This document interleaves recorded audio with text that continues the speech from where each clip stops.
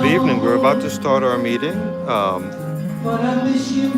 on the time. Actually, we've got some time, but since we're live, we're working on Nouinou presenting. So we are live on the iPhone, so it'll give us more flexibility to cover the event as it goes on. So I hope you enjoy. And I'm going to switch camera now.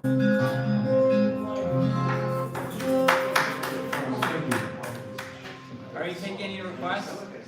What's that? Are you taking any requests? Nope. Don't stop believing by Journey? No. No? No request. Unless you write a $20 bill. Gonna do what I'm gonna set my mind to. Gonna say what I gotta say about you. And it won't do. I get through to you. I'll place my hands on the hands of time. I'm gonna jumble all my words into a simple line.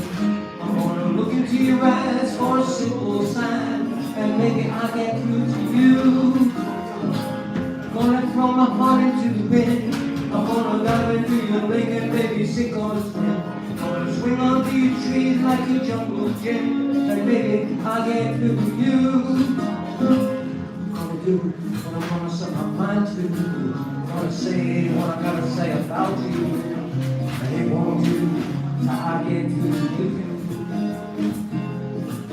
Like a bird in the hand, a fan in the sky, and like a cloud on the ground, and the ground way up high. Gonna suck you in my sides, and it's do or die.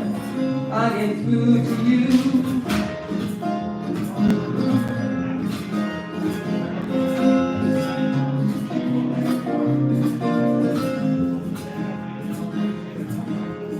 Search this place, I'll turn it upside down.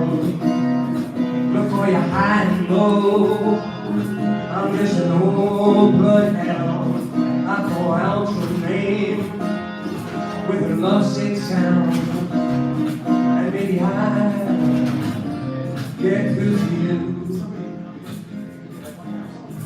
I'll raise my hand to the majestic light. Gonna fall down on my knees and pray with all my mind. If I'm wrong, it must seem right, but I'll get through to you.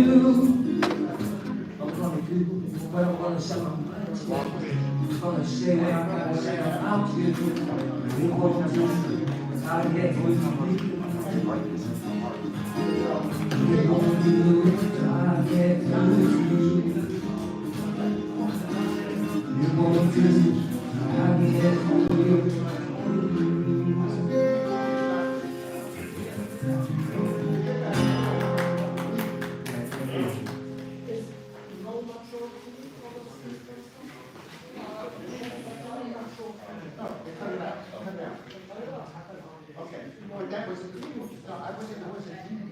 This got me out of here earlier. I would have been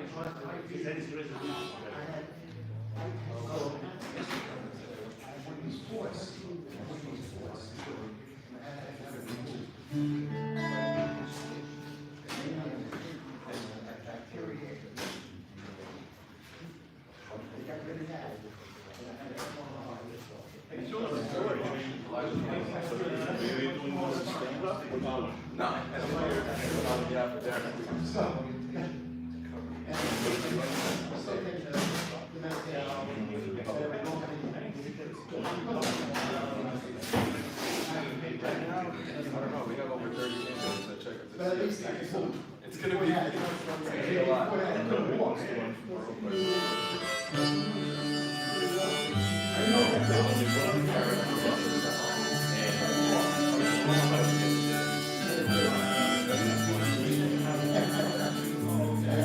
Nobody feels anything. As I stand inside the rain, everybody knows our baby's got the clothes. Lately I've seen the ribbons and the bows have fallen from the clothes. Oh, she takes just like a woman, and she'll make makes love like a woman, and she aches like a woman, but she plays real well.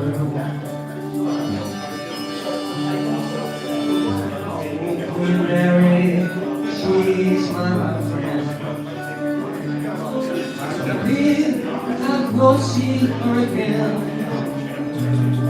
Nobody has yet. My baby can be blessed till she finally sees that she's like all the rest, with her father's honey and the pearls. Oh, she takes just like a man, and she makes love like a woman, and she makes like a woman, but she breathes like a girl.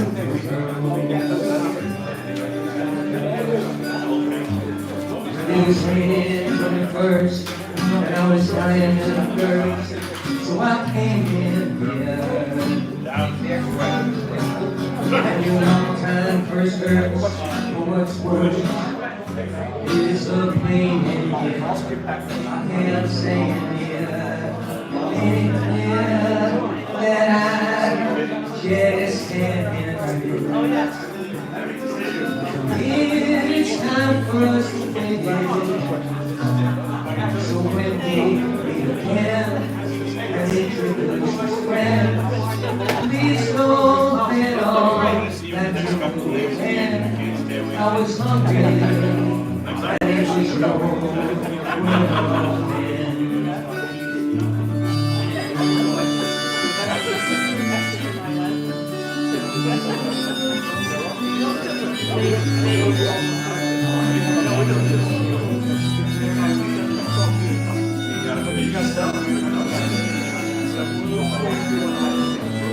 What's your burning question, sir? Basically, it's not a virgin. If you want to, I'll tell you for me.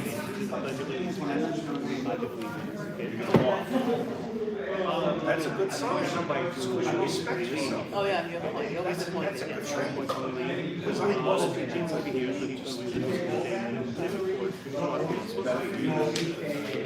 but sometimes they go by. Oh, but anyway, so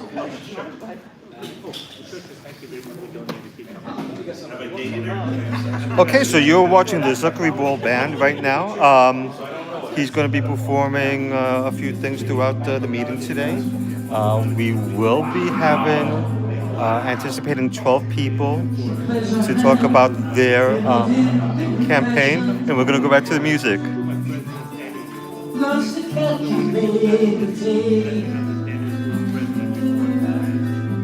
The whole event. Wow, you can't they sign all day. It's just a warm. That's a good band. Actually, work in Belgium.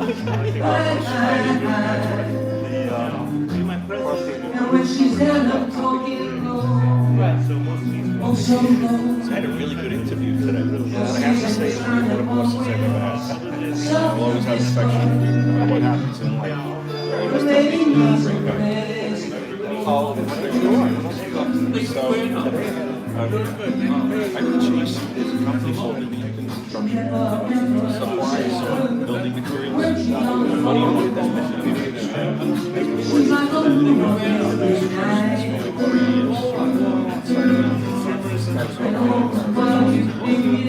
Wow. So this can go to a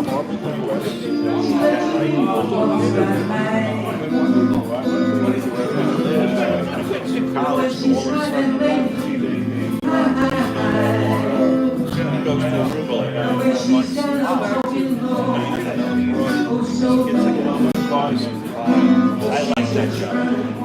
So since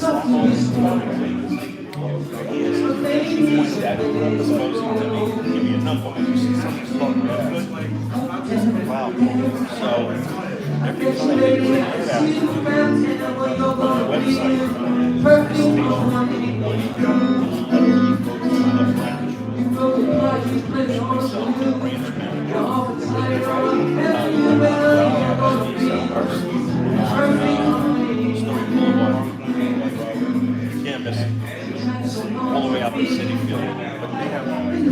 all around the city that has tripled their warehouse size. All the way down by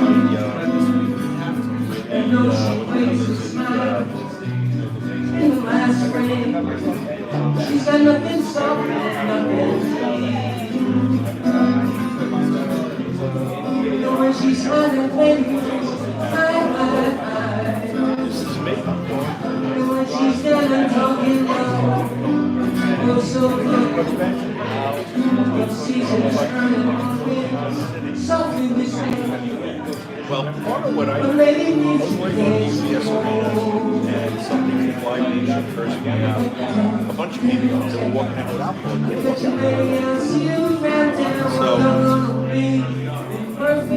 So five of these guys would work for Live Nation and don't even know anything.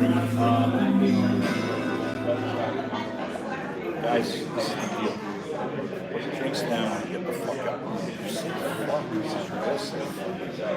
So somebody calls up. The guy who's running security in the building has a hard on for me. And the thing is, I'm going to go in there and it's a picture. I'm in fact we're dealing.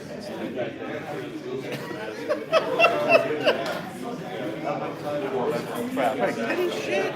Yeah. You know what?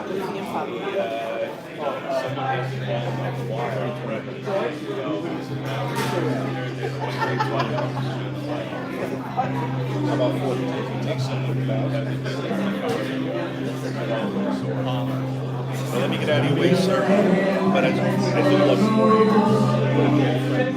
you. We had good times together. We had a good time.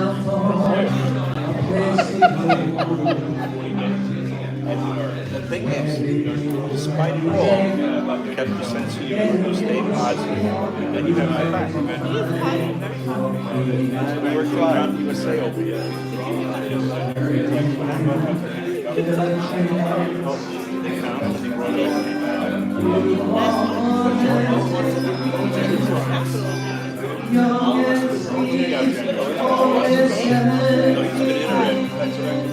Great. You can dance, you can jive, having the time of my life. See that girl, watch my scene, do you love dancing? Anyway, we'll go flirt with some of the other girls. Are you having a good holiday season? This is nice.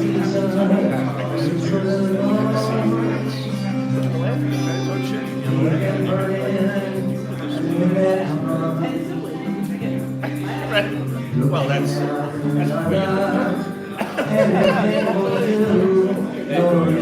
Merry Christmas. No, sir, we go there every year.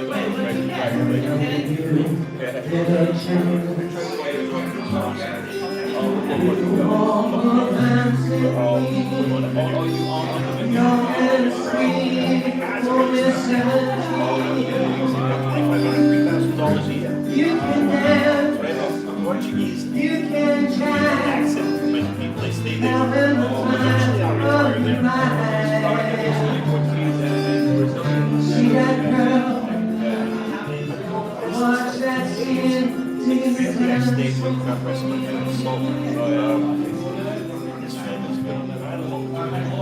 See that girl, watch that skin, take the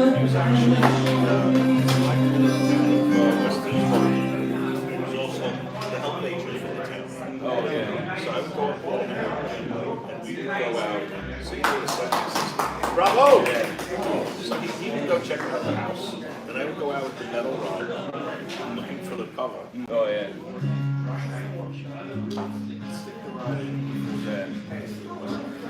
Well, we found out about it because we used to go to Long Island to Montauk and then That's the language. sometimes we stay on a boat for a week or something. And then I'm like, wait a minute, just go further. just like the one I used to know.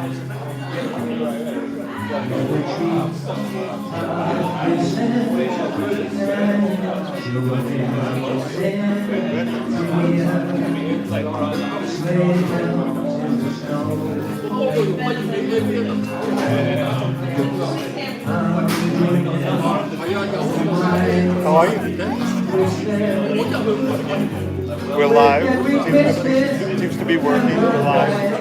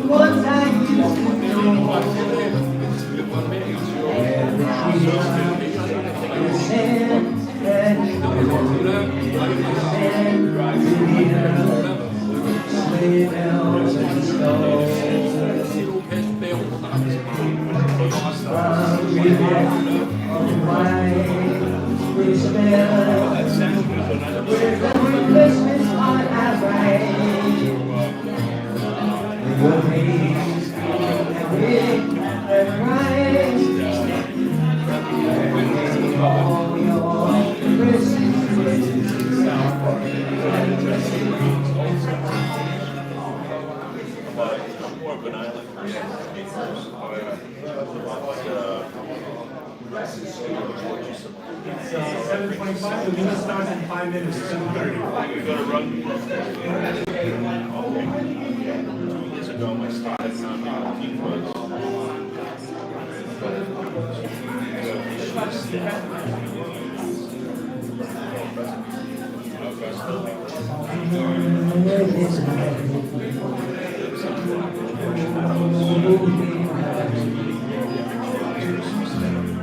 All is fun, all is pain. Well, your heart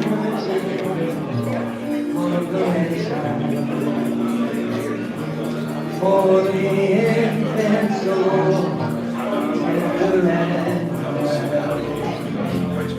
Sleep in heaven,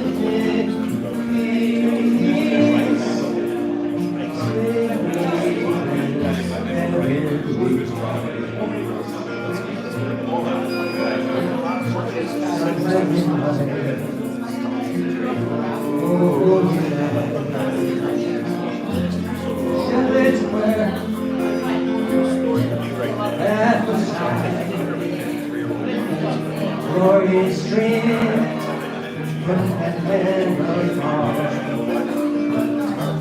Heavenly hosts singing hallelujah. My Savior is born.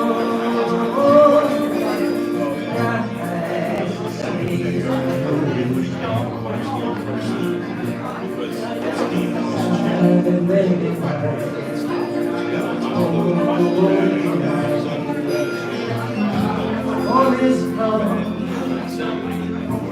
all is well done, virgin, for her holy and sure, tender and well. Sweet and heavenly.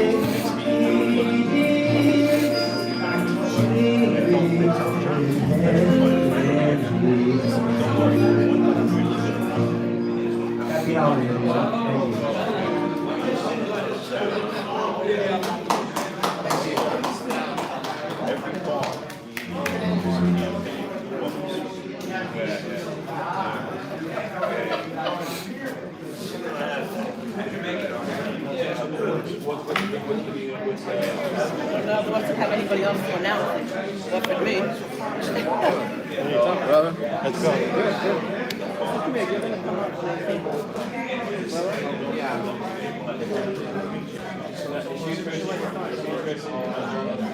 everything else? What's over there? Look, like it, Ruben? Yeah, very nice. Can't believe they gave that shit. Plugged out. I used mine to the first of my ability, so congratulations. When did you get yours? 20 years ago. So what can you do with it? Aside from just... It's the same like I could do with this. Yeah. You know, they see it. I've gone to like the circus. I come and say, hey, where's your medical emergency site? You don't have one? So come here, we had one party. Yeah. Chinese food. I didn't even eat. There was enough to go. And it was in we met at 3 Tuesdays. So it was one of them, and it was, but it was a party.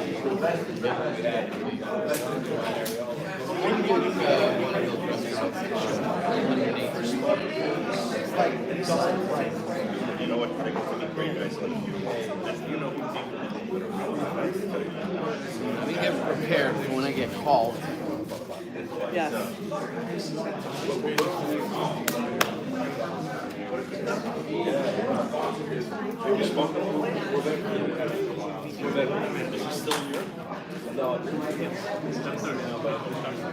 Oh, on prom set.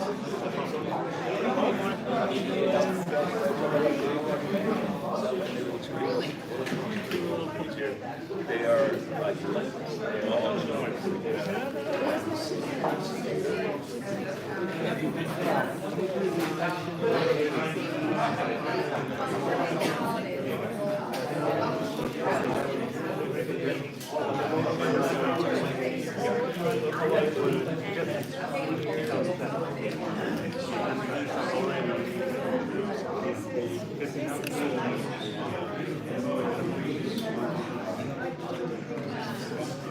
One, two. Starting in 1 more minute.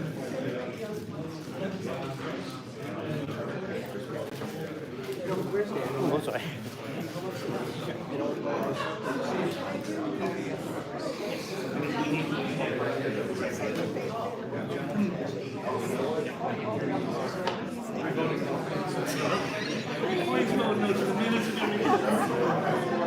There has to be opposition. Everything can be against me. Excuse me, sir. Yeah. What is the link for the live stream? If you go to YouTube, Central Queens Republican Club is the only one that should show up. Okay, perfect. Thank you so much. Tell me if you see it. Okay, I promise you I will.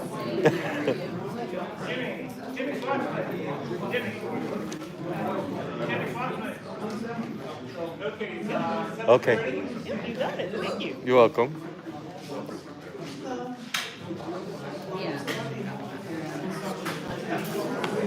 Can you speak into the mic a little more?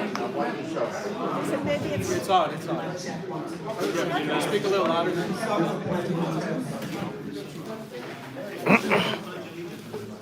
Attention, everyone. We're about to start.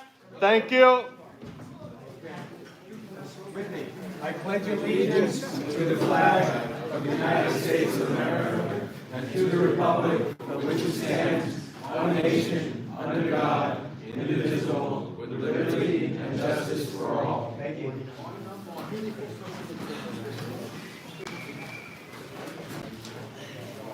Now we're reading up.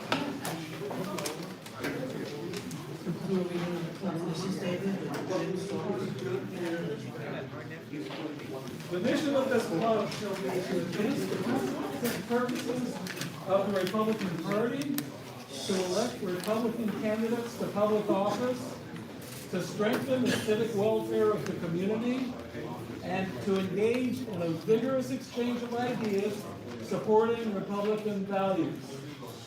Mr. President. Just very quickly, the music you heard before the meeting started was played by Larry Block. If you are interested, it's also available for performances, whatever event you have coming up. So, back to the reading of doing the roll call. James Rossman. Okay.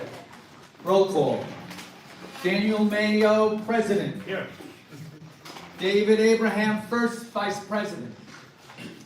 Kathy Lawley, Second Vice President. Ditzel Levy, Third Vice President. David Kemp, Recording Secretary. Isaiah Vega, Corresponding Secretary. Here. Carol Crone, Financial Secretary. Here. Akatiusk Tomaszewski, Terell Treasurer. Here. James Schwartzman, Sergeant at Arms, present here. Martha Rowan, Chairman of the Board, present. Stephen Weiner. Jim Strawhorn, Board Member. Here. Martha Rowan, Board Member. Philip Grillo. In jail. Stan Norwick. Ruben Dario Cruz. Here. Joel Solomon. Catherine Donnelly. Craig Tyson. Vic Starsky. Phil McManus. Juan Pagan. Here. Zili Chow. Gerard Lally. Here. Emily Zhang.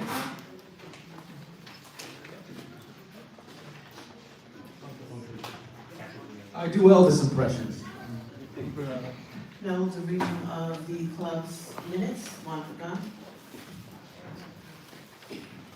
Hi, great. Welcome, everyone. Looking forward to all the candidates to speak. This will be great tonight, yeah. Okay, reading of the minutes. Minutes of the regular meeting of the Central Queens Republican Club held on November 21st, 2024 at Grace Lutheran Church, 103-15 Union Turnpike, Forest Hills, Queens, 11375. Daniel Mayo called the meeting to order at 7:30 p.m. with the Dr. Jeff Wheel leading the Pledge of Allegiance. Since the large U.S. flag was not available, his 45-47 Trump cap with the U.S. flag patch was used instead. Jim Strawhorn read the mission statement. Juan Pagan, that's me, took roll call. Board members present: Daniel Mayo, Carol Crone, Isaiah Vega, Kathy Lally, Gerald Lally, Jim Strawhorn,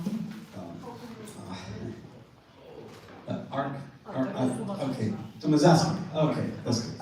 And Juan Pagan, and board members absent were Martha Rowan, Emily Zhang, David Abraham, Stan Norwalk, Zal Theo, Ruben Cruz, Vic Starsky, Joel Solomon, Craig Tyson, Zil Levy, Catherine Donnelly, Stephen Weiner, Phil McManus, Steve Spear, and Emma Seabout. 26 members and 14 non-members were in attendance. Isaiah Vega then read the October 17, 2024 club meeting minutes. The minutes were amended with 2 corrections. Anton Trapman moved to adopt the minutes. It was unanimous except for 1 nay vote from Isaiah Vega. Mazaski gave the treasurer's report indicating a bank balance of $4,384.53 and 86 paid club members. As a member of the nominating committee, Phil Grillo delivered the report. Officers for the 2025 calendar year will remain the same. Daniel Mayo, President; David Abraham, First Vice President; Kathy Lally, Second Vice President; Zil Levy, Third Vice President; David Kemp, Recording Secretary; Isaiah Vega, Corresponding Secretary; Carol Crone, Financial Secretary; Tomazaski, Treasurer; and James Schwartzman, Sergeant at Arms. 3 board members for a term of 3 years, 2025 and 2027, will remain the same. Stephen Weiner, Jim Strawhorn, and Stan Norwalk.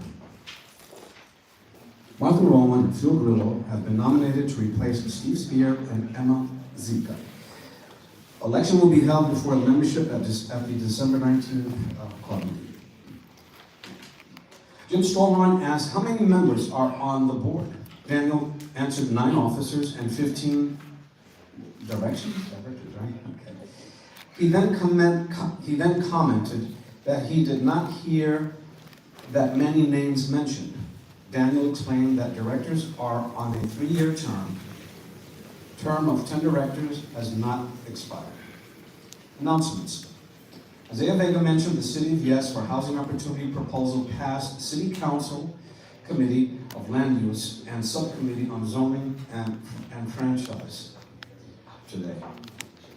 A vote is expected on December 5th, 2024. Daniel advised that even through Local Law 11, non-citizen voting was ruled unconstitutional by Supreme and appellate courts. Mayor Adams appealed. The case, Hosea versus Adams, will be argued before the Court of Appeals on February 11, 2025. The fact that Proposition 1 was passed, it could be used as a point to overturn the unconstitutionality. Elena Chin, president of the Queens chapter of Moms for Liberty, talked about post-Proposition 1. The result was disappointing, but her group is focused on education and school choice. A major focus currently is New York State Education Department, NYSED, Boards of Cooperative Educational Services, BOCES, District Superintendents, Regionalization Power Grab Plan. Daniel added that in the city of New York, the Republicans flipped one seat, Stephen Chan against Iwan Chu for State Senate, District 17 in Brooklyn. Statewide, Republicans flipped State Assembly District 16 by Daniel Norber in Great Neck, Long Island. The panel of candidates who talked about their election included Julie Milner, Civil Court Judge, Stephen Dactera, Civil Court Judge, Misbah Mahmood, State Assembly District 24, Felicia Seidel, Queens Coordinator for Robert Kennedy Jr., Brandon Castro, State Assembly District 30, Jonathan Rinaldi, State Assembly District 28, Ricardo Pacheco, State Assembly District 34, and Juan Pagan, State Senate District 16. As a Democrat candidate, Julie Milner said that she is against the machine.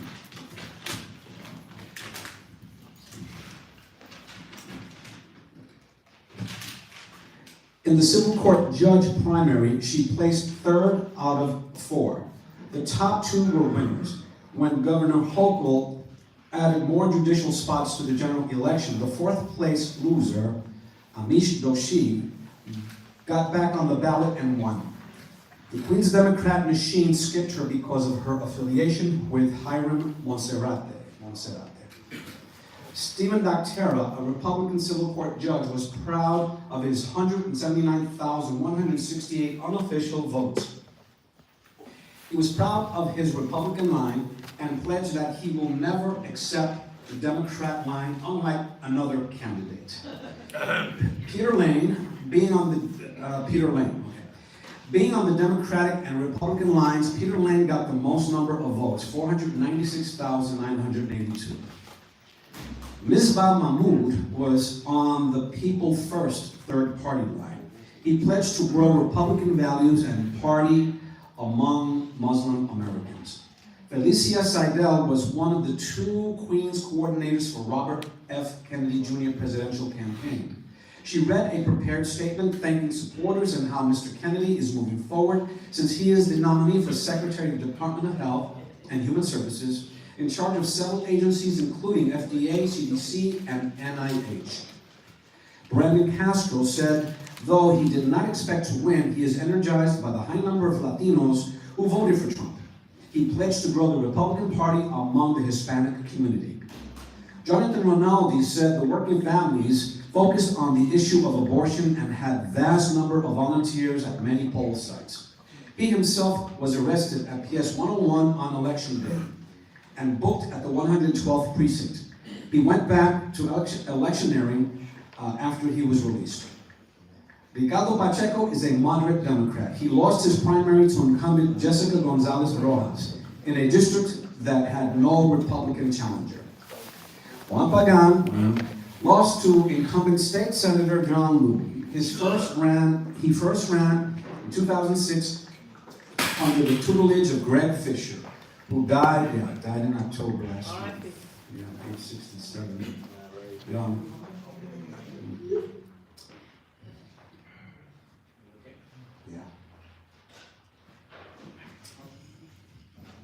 Even though Juan is 68, I get away my age, man.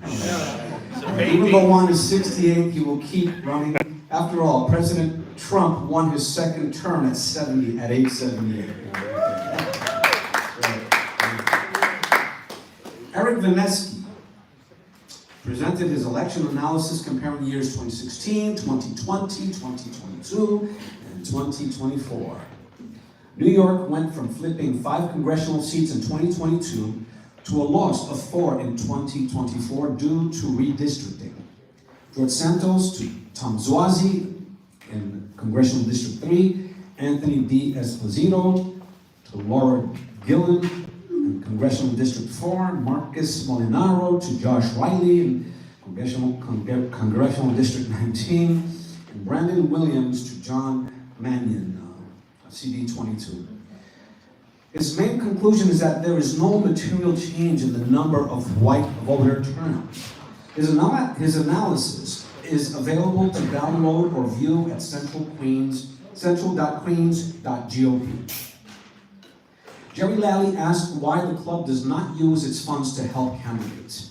Daniel replied that is a question for the board. Jim Storhorn said because our tax status does not allow it. John Rinaldi suggested paying for flyers and ground operations. Laura Schmidt, who was a poll worker, talked about ballot and election day problems. Larry Block asked about how the election system works. William Horowitz explained it has to do with county committee. Phil Grillo brought a voter registration form to Julie Milner. Taisha Parrott announced that Queens Village Republican Club is having its Christmas Hanukkah holiday party on December 17 at Marbella Restaurant. Tickets are $75 per person. Winner of the 50-50 raffle, drawing totaling $10, was Dino Varelli, who donated it back to the club. The meeting ended at 9:33 p.m. The next meeting is December 19, 2024. The club intends to invite candidates running for mayor, controller, and public advocate to speak. That's the end of it.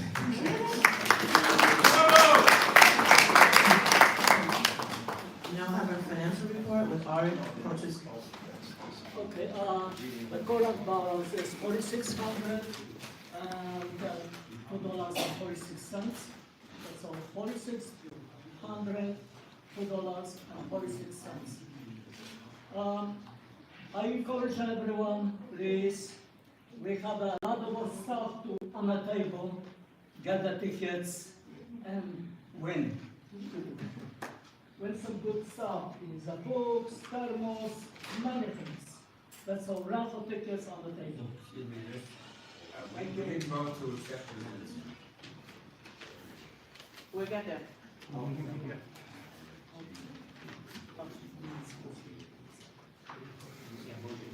Motion to accept the minutes? Your second? Pass. I vote against the minutes.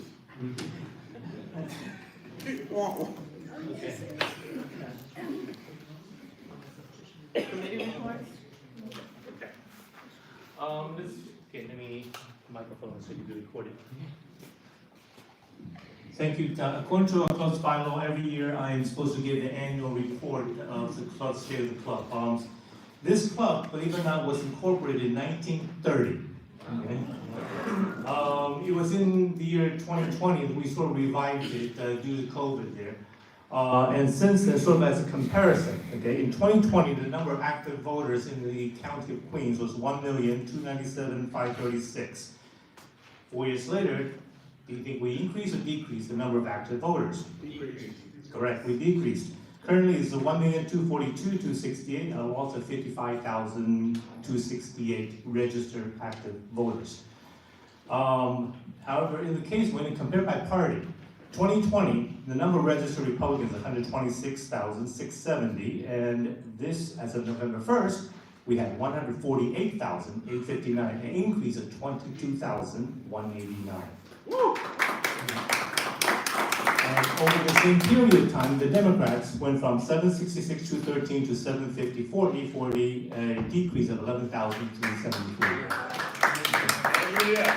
Now, to be fair, okay, the 15,000 Republicans were registered since February of this year due to the Trump presidential election. The Democrats, however, had a little bit more registered. They had 18,089. Okay? But still, it's almost one-to-one increase. Even though we have overall decrease of number of registered voters in Queens. Membership, when we first started in 2020, we had 20 paid members. As of today, we have 87 paid members. Now, what happened in 2024? There was no special election in Queens. Okay, we had one Republican primary that was Assembly District 25, Kenneth Chu versus Kent Pick. And on November, we had 26 Republicans races. Unfortunately, we lost them all except the top ticket. Okay. So at least we have one person. We have President Trump as the person that at least in the county of Queens who voted for it, and that's one. So. Now, I want to recognize those who have ran, who are here tonight. We have, of course, Ruben Cruz, who ran against David Weapon, Assembly District 24. We have Juan Pagan, there we go, who ran against John Liu for Senate District 16. We also have in our list Jonathan Rinaldi, who ran against Andrew Hevesy, in Assembly District 28. Is Latoya here yet? Latoya Benjamin. Okay, all right, she's not here. Okay. Over the 11 meetings we had so far this year, this is the 12th, we have 90 speakers, including presidential candidates who's running for president of Haiti, Jude Ely. He couldn't join us tonight. As you probably know or don't know, Haiti has not yet held the presidential election. But we have another presidential candidate who was here, Jeremiah Campbell. Their election was held just last month. He was not off the ballot. In Angola, right? And that's in Namibia. Okay, and some of the issues which the club has addressed, we talked about the city of Yes, which was signed by Eric Adams yesterday into law. Exactly, then we're going to try to follow up. I mean, you are spending $5 billion just to have 82,000 units over 15 years. How are you going to help out with the housing crisis? We talked about congestion pricing, which of course, unfortunately, is going to start January 5th. You heard about the $9 fee for regular drivers, but don't forget, it will go up after it's implemented if we don't have it removed. And if you don't have an easy pass, it's $13.50. Okay. Yes, Richard. It should be pointed out that we've been told that the fare for buses and subways or buses will go up to $3. Correct. MTA yesterday also approved a fare increase to be voted again early next year, to increase it to $3 from $2.90. Yeah. So we have a lot we need to fight for. We also had Anna Champagne talked about the state budget. We also talked about the migrant crisis. And in the case of non-citizen voting, which was another issue we talked about, that will be argued before the New York State Court of Appeals on February 11th. Okay? Even though it has lost in the lower courts, the city of New York is trying to make that legal. Okay, let's see, and of course here, something which I'm also pretty proud of, we also had a debate between conservative and socialists, and one of the speakers was Theo Chino. Okay? That was certainly a very exciting meeting there. Okay, so in sum, the way I look at it, this club belongs to the board and the club members. We believe anyone who's to run should be allowed to run. Okay? So in that respect, certainly we're going to help people and include some of the candidates who will be speaking tonight. If you have any questions, concerns, process, we certainly try to help you and guide you. We don't care basically what party you are, we just want to give you a chance to run. So please come to learn, share stories and experience, meet and welcome those people who are taking the challenge to make our city and the world better. So let me turn it over to our second vice president, Kathy Lally, who will be going to the main portion of the meeting. Oh yes, I'm sorry, before that. Election of the 2025 officers and 2025-2027 board members. The nominating committee met, and all of the officers will remain the same. I'm not going to miss glasses, sorry. Even though the print is really big enough, just in case. Daniel Mayo, President. David Abraham, First Vice President. Kathy Lally, Second Vice President. Slow Levy, Third Vice President. David Kemp, Recording Secretary. Isaiah Vega, Corresponding Secretary. Carol Crone, Financial Secretary, Arkadiusz Tomaszewski, Treasurer, James Swatsman, Sergeant at Arms. Now, Martha Rowan, that's me. If there's anybody here who, or you know, who would want to run for chairman of the board, please let me know, because I'm willing to continue, but I would like to hand it over to somebody who lives in Queens and is. What is your time frame of leaving the position? This would be from 2025 through 2027. Till January 1st. January 1st, yeah. I'd like to take that opportunity if somebody would give it to me. Okay, well, let me, Yes, let me me know. too. I take that challenge. I take that challenge. Okay, for those of you who are Thank you for your interested, service. let us know at the end of the meeting, and we'll. Put me down, Danny. Okay. Everybody else does. You're a slacker. Oh, you didn't mean put you down, you meant. Yeah. Okay, so the board of directors, there were, let's see, 1, 2, 3, 4, 5 for the new term, and that is Stephen Weiner, Jim Strohorn, Martha Rowan, Phil Grillo, and Stan Norwalk. The others, of course, their terms are not up yet. So I guess these are the nominees. I guess technically we need to vote. So obviously the chairman of the board, that wouldn't be voted on at this meeting because we have to get the names of the people who are running. But otherwise, what is do we ask for a motion or do people just vote? A motion to approve? Okay, thanks. Any second? No. Second. Okay. I'm not making a motion. Oh, I see. You're next, you're next. Yeah. Point of order.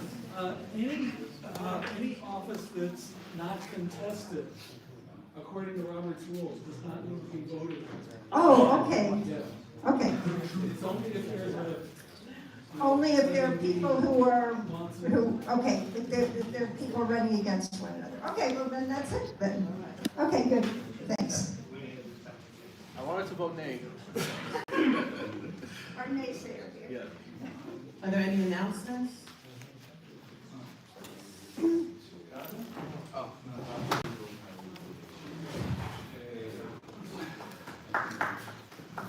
Hello, everybody. I just wanted to give an announcement on Phil Grillo.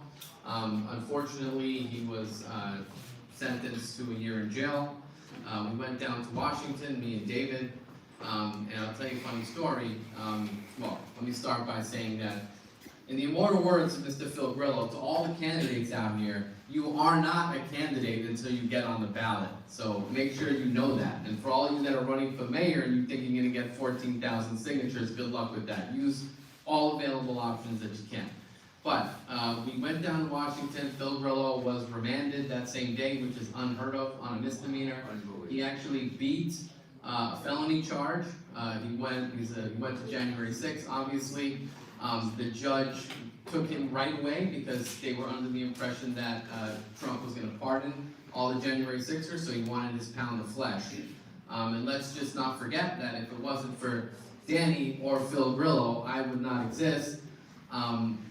It's really important that we all send him some commissary, $5, so he can make phone calls and eat some food. So I just wanted to give you guys an update on it. Funny story, when he was remanded, David and I actually spoke to CNN, and we told them that we were Tony Nunziato and what was his name, Dave? Mike Rendino and Tony Nunziato. So they actually ran, and then we told them we were in touch with the Trump transition team, and then they ran with that story, and then we're actually pushing real hard for Donald Trump to pardon him blanketly and everybody else. So I just want everybody to keep filling their hearts and prayers, send him a few bucks, and he should be out soon. Thanks. Question? Yeah. Couldn't he appeal the sentencing? Nah, there's no appeal, man. He actually, they wanted to give him 2 years, and then during sentencing, he was allowed to speak. He gave an amazing speech, which actually saved him a year in jail, just because of just the way that he was, but Danny, I'm gonna send you the link, please share it, if anybody wants to send him a few bucks, he needs it, okay? It's federal court, right? It's federal, yeah. So for good behavior, there is 3 months left, or they? No, there's like the step back, there are certain things that they wanted to do, but it just wasn't happening, so he's there for a year up until, he gets pardoned, so send him a few bucks, alright? Thank you. Okay, we're gonna have all the candidates come up, but I'm gonna also let Marty Dolan be your first speaker, only because he has another meeting to go to, so, but all the candidates, would you please come up? Okay. Treasurer Actille, David Rand, Devonta Ross, Collin Thompson, Dolan. On stage there. Tabitha, Angela, Theo. Sure.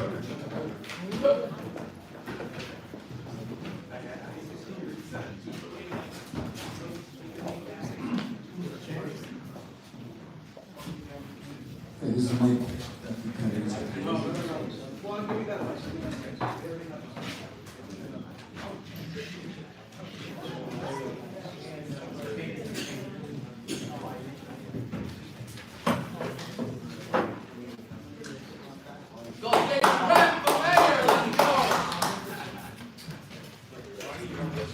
Yeah, sure, thank you, everybody.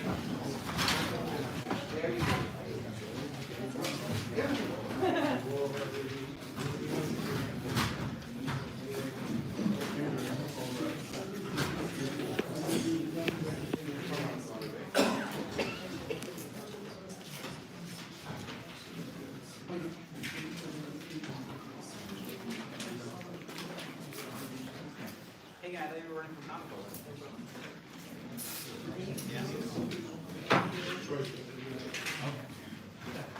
I'm afraid of heights. I was waiting to fall off. Marty, go ahead. Okay, so my name is Marty Dolan. I'm the only person on earth who has run against 2 members of the squad.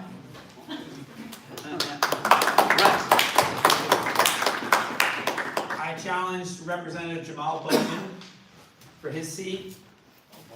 And then when County Executive George Latimer came in the race, I moved to the Bronx and then to Queens so I could challenge AOC. I got crushed.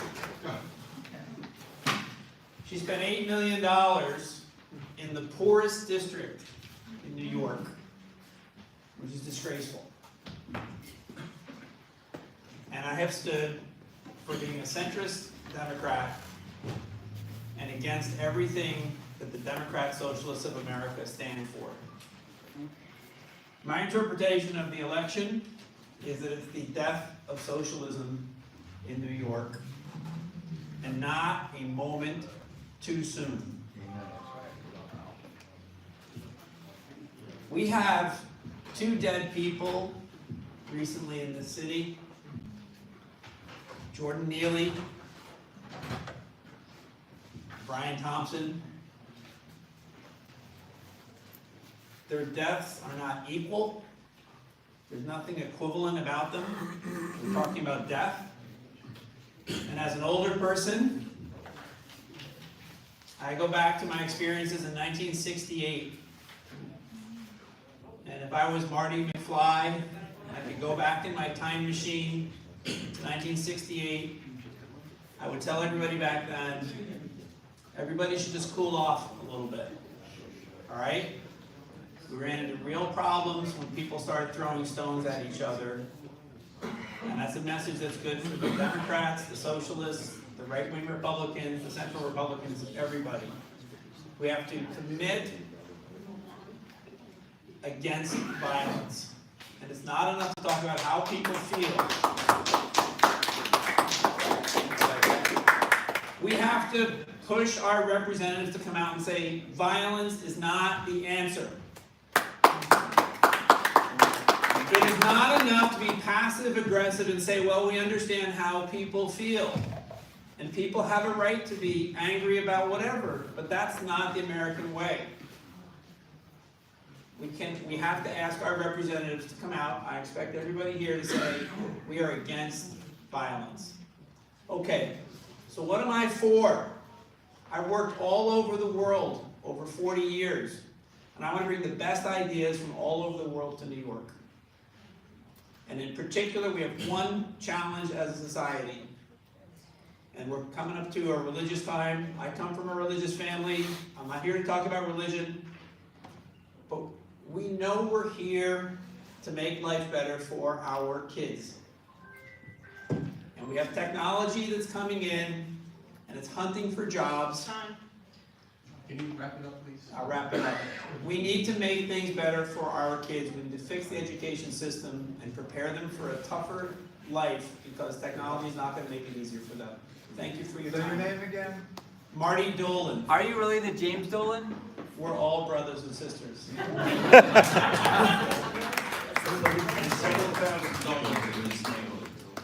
Thank you so much, Marty. My pleasure. We'll get the microphone.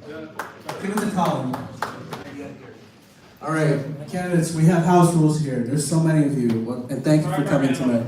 No, you're fine, you're fine. Okay, before you start, Collin, I'm gonna say this right now. You have 2.5 minutes. You go over your 2.5 minutes, I'm gonna tell you to wrap it up, you're gonna say your last sentence. Please, we want to keep our audience engaged, and we don't want to hear you mindlessly ramble all night. So 2.5 minutes for all of you. All right, Collin, take it away. I'm going to try not to use the microphone. As he said, my name is Collin, and I know not a single one of you in this room knows who I am. But I am going to be spending the next year working hard to earn your vote to be our next. I have spent my last 10 years in public education as a teacher in the Bronx, teaching history, and then an instructional leader, and eventually a principal. And my partner is a nurse at Bellevue, our city's flagship public hospital. And for years in the classroom, I spent telling my students that the way to make positive change was to engage in the system, right? I believe that democracy is the best form of government, but it requires participation. It requires people with good ideas coming together and finding solutions that benefit all of us. And so I finally started to practice what I've been preaching with my students for so long, and now taking on the task of running to be our leader. I am technically a registered Democrat currently, but I feel very comfortable here tonight because I was a very weird kid and really enjoyed politics. So while all of my friends in middle school were playing baseball, I was the chairman of the Young Republicans back home in Tennessee, and spent several years working for the Tennessee Republican Party. For the last 8 years, I've been here in New York City and have seen how poorly managed the Democratic Party has taken our city for the last 8 years. And so we are launching our campaign in January, focused on what we're calling the Solid Six: schools, subways, safety, sanitation, shelter, and small businesses. And we will be unveiling policies that really address issues that all of us face, right? I don't think the answers will be found in necessarily one political party. I've never been asked what political affiliation I have when I step on the subway. When our kids register to public schools, we don't know what affiliation for that family is either. And so I am going to be spending the next year working across the aisle with Republicans, coming to groups like this, and Democrats finding common sense solutions for all of us. Because the problems we face are not just challenges for one political party. So thank you so much for having me. Are you running the Republican ticket or the Democrat ticket? I'm running as an independent. Thank you, Collin. Thank you for keeping it under 2.5 minutes. All right, Theo, are you next? Or do you want to pass it to Theo? All right, I'm going to suggest to everyone to use the microphone. I'll tell you why. Because if you're just speaking to them, they'll hear you. But this is being put on YouTube, so if you want to be heard with clarity and you want people to understand what you're saying, use the mic, okay? It picks up much better. Thank you, Juan. Do what you're comfortable with. All right, Fátima, take it away.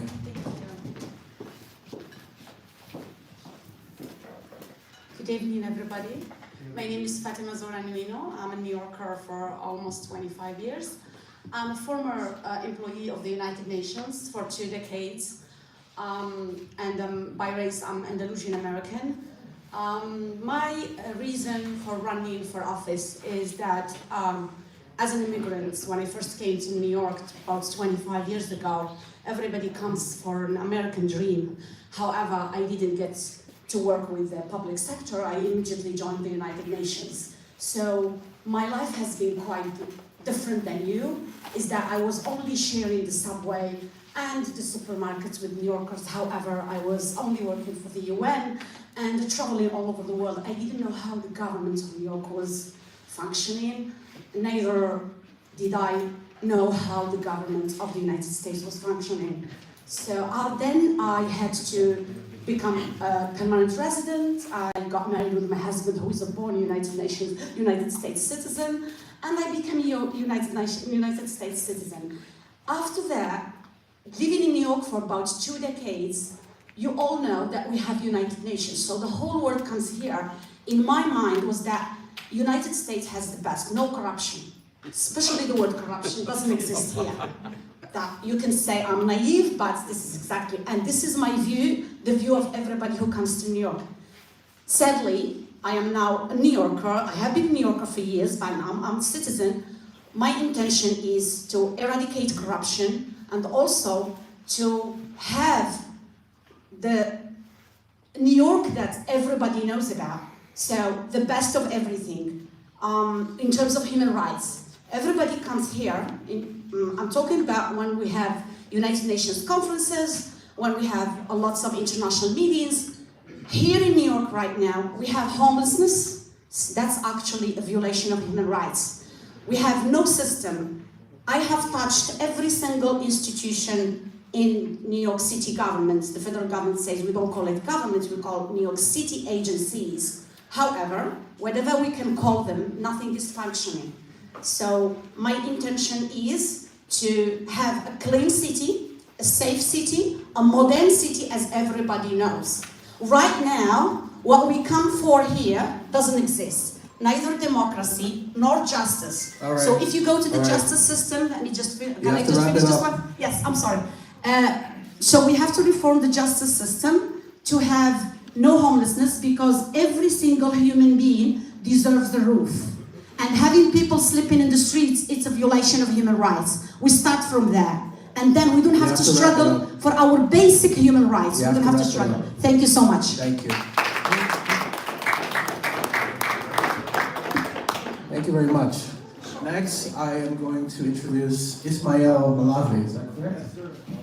Thank you so much for having me. First of all, I want to thank everyone for being here. It's all about living in a democracy, like the young lady was saying, right? Exercising your constitutional right to vote. I am someone that, although I am a Democrat, I wanted to come by and pay my respects to you all, because every New Yorker counts. I'm a candidate running for New York City Comptroller. I work for 5 Comptrollers: Carl McCall, Alan Henderson, Tom DiNapoli, Bill Thompson, and John Liu. That's 5 years, 5 Comptrollers, 16 years under my belt in that office, 27 years as a public servant, and I will fight for you all just as much as I fight for my own family or any party. It's all about, the Comptroller's office is all about taking the politics of that office. It's all about economic transparency, eliminating waste, fraud, and corruption, auditing agencies, making sure that we know where taxpayers' dollars are being spent, and at the end of the day, making sure that our pensions are solvent. So I stand before you today as a homegrown New Yorker, somebody that understands how that office works, and I want to take the politics out of everything involved when it comes to our taxpayer dollars, our money. It's got to be black and white, right? It's got to make a difference. We got to know where our money is being spent, how it's being spent, and if whether or not it's unjust. And if it's unjust, we got to get rid of it. So I am that guy that's going to clean up the house when it comes to making sure that when we identify some sort of corruption, I'm going to execute the power of the subpoena to make sure that we know that we eliminate the waste or the fraud. My name is Ismail Malavi, and I'm running for New York City Comptroller. Please follow my campaign. And I thank you for having me here today. I'm somebody that at the end of the day will do what it takes to make sure that I bat for you, everyday New Yorkers, People that understand what it means to take the train. People that understand what it means to stretch the dollar. People that understand what it means to own your own business. People that understand what it means to own a piece of property. And understands the importance of neighborhood and community and trust. I want to bring common sense back into government for the greater good. Somebody who's been a lifelong public servant. Please trust in my campaign. Although I am not a Republican, I'm asking you to consider supporting me in one way, form, or another, and thank you for having me here today. Thank you. Hold on. Say that again? Are you running as a Democrat, Republican, or independent? I am running as a Democrat, a moderate, in the middle, common sense. I'm not a progressive. I'm someone who has friends on both sides of the aisle. Okay, thank you. Up next is Theo Chino. Hi, my name is Theo Chino. I'm running for public advocate, and I met Danny 8 years ago at the Board of Election when I was student, and he taught me a lot. I am here today because I was hoping to see my fellow Democrat public advocate candidate, but he ran away. So that's the second time he does that. And I came here to give you your dinos and me to take my rhinos away.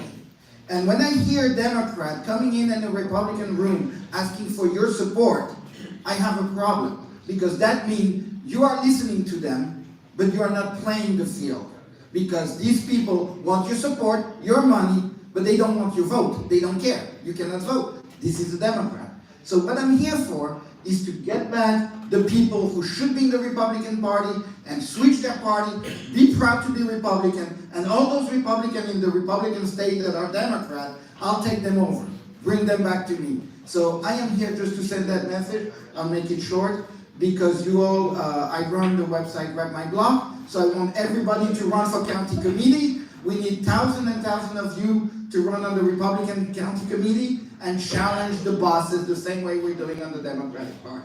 And just for one issue for my campaign, I would like to see the United Nations move from Midtown Manhattan to somewhere in the outer borough so we can get them the security they need and we New Yorkers can continue to live during United Nations Week.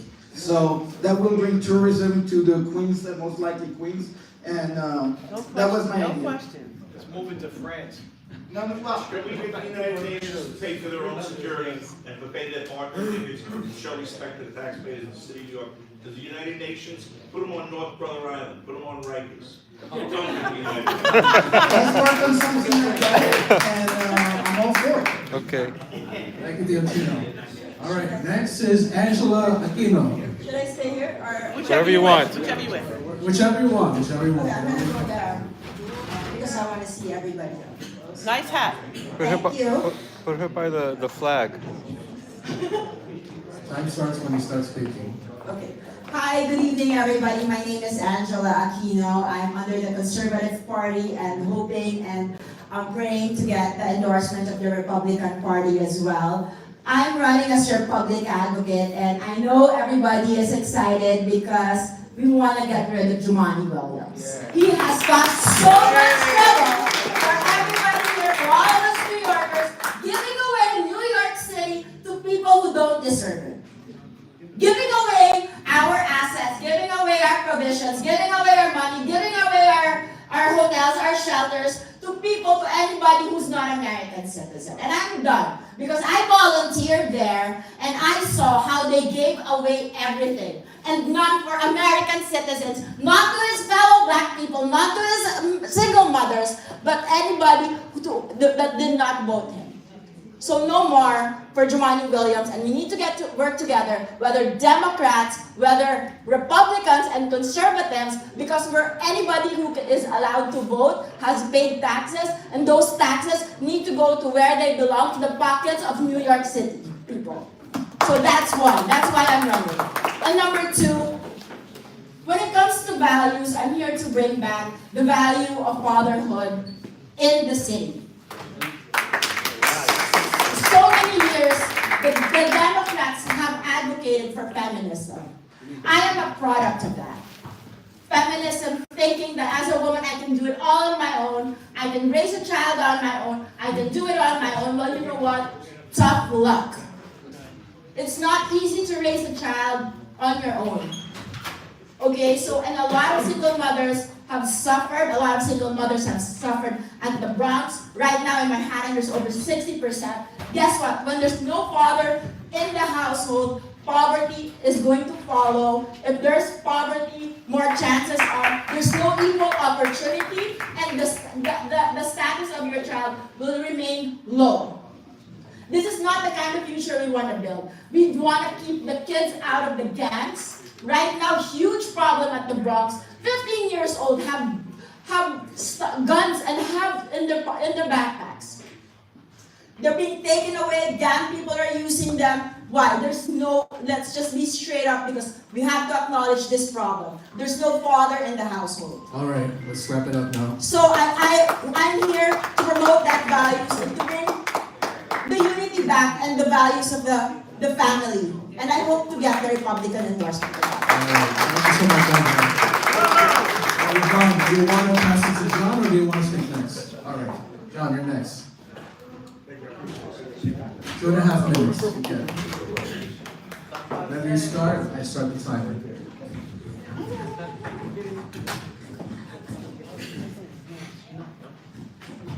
So, And can you just say your name for us? my name is John H. Anglade, and I'm running for mayor in New York City.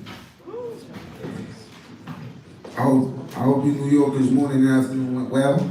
Good evening, my name is Gene H. Anglade, and I want to tell you, ladies and gentlemen, that I threw my hat in the 2025 mayor election race. And I am most delighted to tell you I am running for New York City mayor, and as mayor candidate, I will ensure you I will be New York's next mayor this coming 2025 mayor election. And with that being said, I will be the voice of you. With my emotional intelligence skills, my morality, my integrity, my ethics, I will be the best decision, the right choice. New York City has been social loafing, and I will put an end to that. Under my administration, I will implement CSR, corporate social responsibility, and make sure all my decisions and actions benefit society at large. I will boost productivity in the New York City Police Department, Department of Education, Sanitation, Transportation, etc., Social Economy, Department of Motor Vehicles. I will implement a strategy to lower the cost of living, fuel, light bill, / gas bill, / rent. Machiavellism is a manipulative trait people use sometimes to manipulate others for their own personal gains. The New York City mayor's duties is to enhance the quality of life of New York City New Yorkers. And that's what I would like to do. When I become mayor of New York, I will enhance people's life. I will enhance the quality of their life and make them feel good and make them live good. And I don't want them to feel like they fight to make ends meet. And that's what I'll do when I become mayor of New York City. I'll make sure they know what to do and give them choices. And with choices, there won't be no gangs. If you give them a right choice what to do and make sure they living good and give them an opportunity, which New York is a land of opportunity. New York is the richest state in America. And by the time we open up our eyes, it'll be the brokest state. Because we losing our taxpaying citizens to different states such as Florida, South Dakota, North Carolina, Pennsylvania. You know, without taxpaying citizens in New York State, New York City won't be functional. And that's what I'd like to do. I'll bring New York City back to functionality. Thank you. You have to wrap it up. What I want to say is reform, reconstruct, and rebuild. Anglade for mayor, that's the right choice. When it's time for election, think of me, Gene H. Anglade. You won't regret it. I'm trustworthy and I'm reliable. And I promise you, when it's time for mayor, when I'm sitting in the office, every choice I do will benefit you guys. Have a nice day. God bless. Are you running as a Republican? It doesn't matter. What I'm running for is the right choices and concerns of you guys. Being a Republican, Party are you running as? Independent, Republican, Independent. All right, so next is Von Del Val. I hope I pronounced it right. Okay, guys. I didn't expect to go so soon, but you know what? No longer I can listen. Let me talk into this real quick. Mark is on now. Clock is on, clock is on. Swimming in a flood.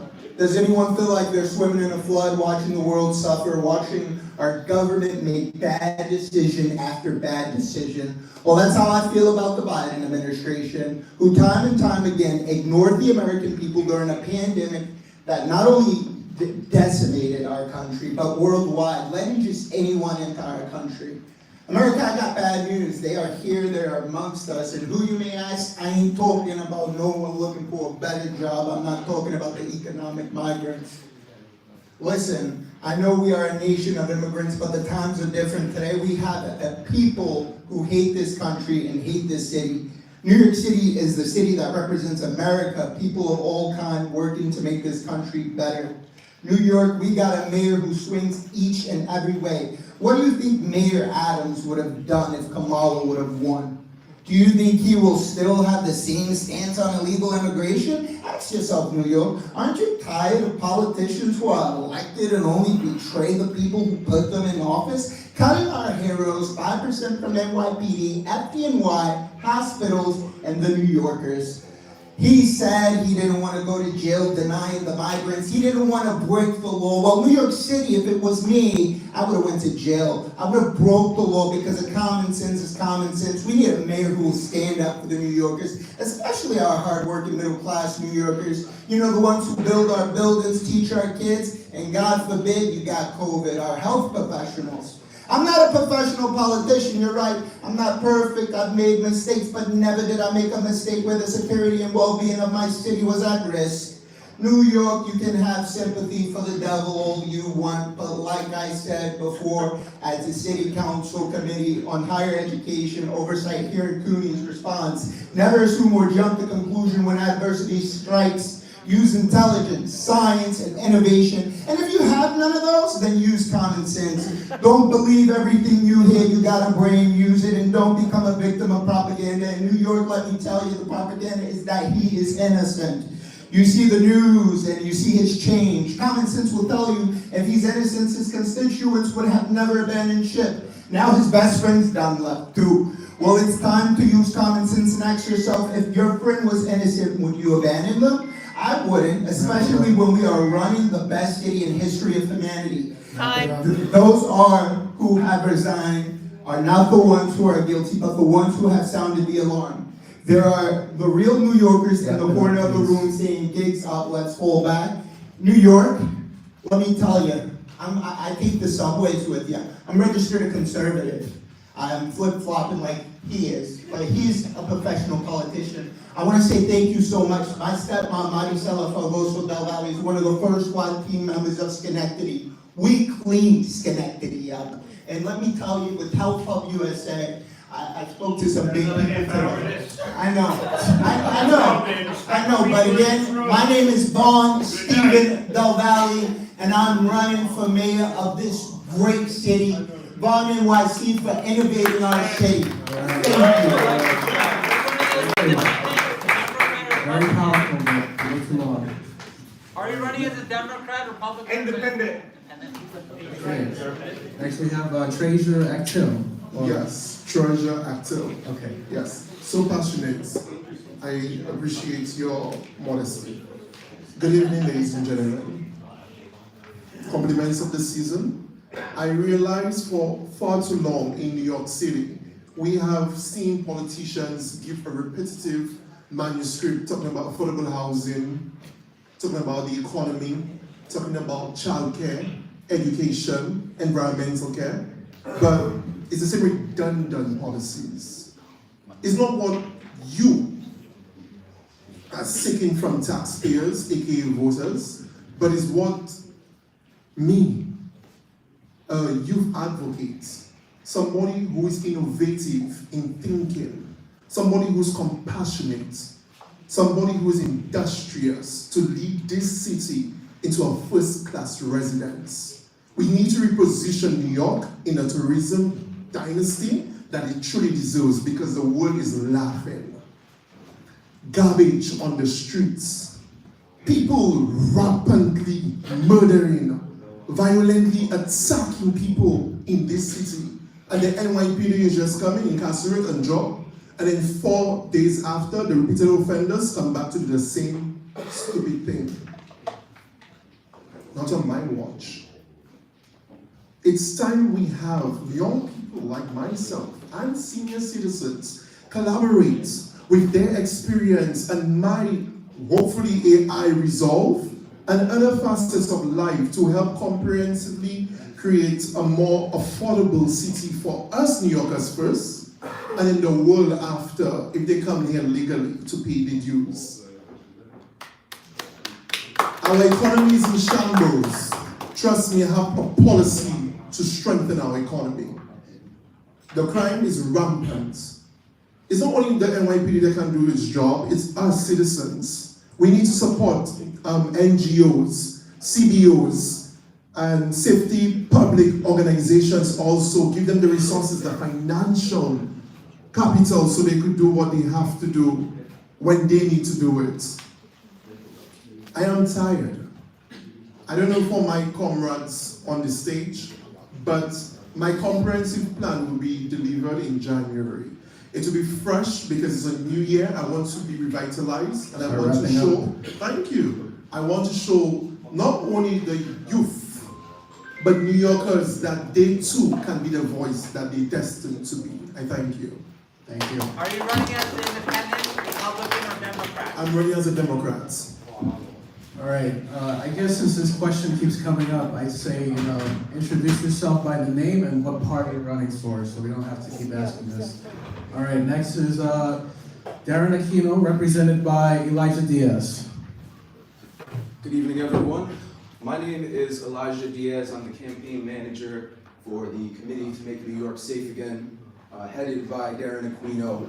He's the Republican candidate for mayor. He was the first one to come into this race for 2025, 2026. And we don't have very much to say about policy tonight. He wanted to share, that we're gonna take this time to really honor our president, Donald J. Trump. We're going to hold back on campaign activities until he is inaugurated, and we are going to go full steam ahead on that end after that day. But the one word that I really see tonight and that I wanted to share on behalf of our committee is opportunity. Now, Darren Aquino is a man of opportunity. He's created an opportunity for myself. I think I might be one of the youngest campaign managers ever. I'm 22 years old, just beating out Isaiah Vega, actually, for youngest in the room here tonight. But this is going to be an administration that we really believe in, and we're fighting for the little guy. And when Darren Aquino reached out to me and we spoke about running this campaign, I really resonated with him because I'm a New Yorker and I've been underserved. I've been underprivileged as a Latino coming from Brooklyn, from Flatbush. And I resonate with everyday New Yorkers, everyone here in this room. And so does Darren Aquino. And I'm going to wrap it up very, very shortly, but we are going to be transparent in this administration. And we're reaching out to young Democrats, young Republicans, young independents, and giving them a voice. Just as Darren Aquino has given me a voice at 22 years old to take on the city of New York at my young age with my intellect and my unique skill set and the administration that he is putting together of older, younger folks, middle-aged, it doesn't matter, Democrat, Republican, we are conservative, patriot Americans. And if anybody here decides to challenge the people who we are fighting for, the voters who are here in this room, who want to see a safer New York, who want to see a better New York, who want to see New York safe again. If anyone wants to challenge those values, on behalf of myself, on behalf of Darren Aquino, on behalf of the city of New York, and on behalf of everyone who is supporting our administration, we have 2 words for you. Bring it. God bless you all.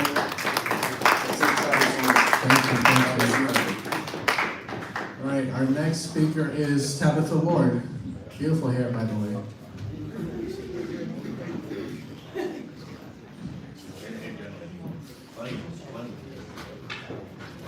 Good evening, my name is Tabitha Ward and I'm running for mayor of New York City. I'm running as an independent because I've always voted either, I voted as much times I have voted Republican as I have voted Democrat. So I've never leaned one side or the other. I'm not always on the left and I'm neither always on the right.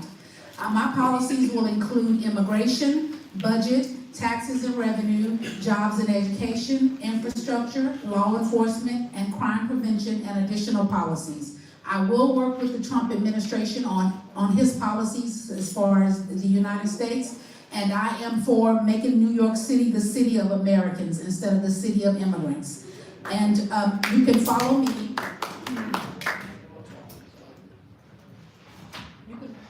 You can follow me on change.org, Tabitha Ward for New York City Mayor 2025, LinkedIn.com at Tabitha Ward, Facebook.com Tabitha Ward, Instagram.com Tabitha Ward for New York City Mayor 25, X.com at Tabitha CL Ward, and I'm registered with the NYC Campaign Finance Board.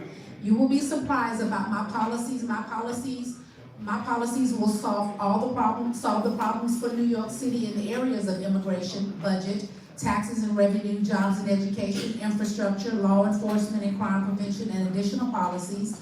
And my policies are different from the other policies that you will hear with other candidates.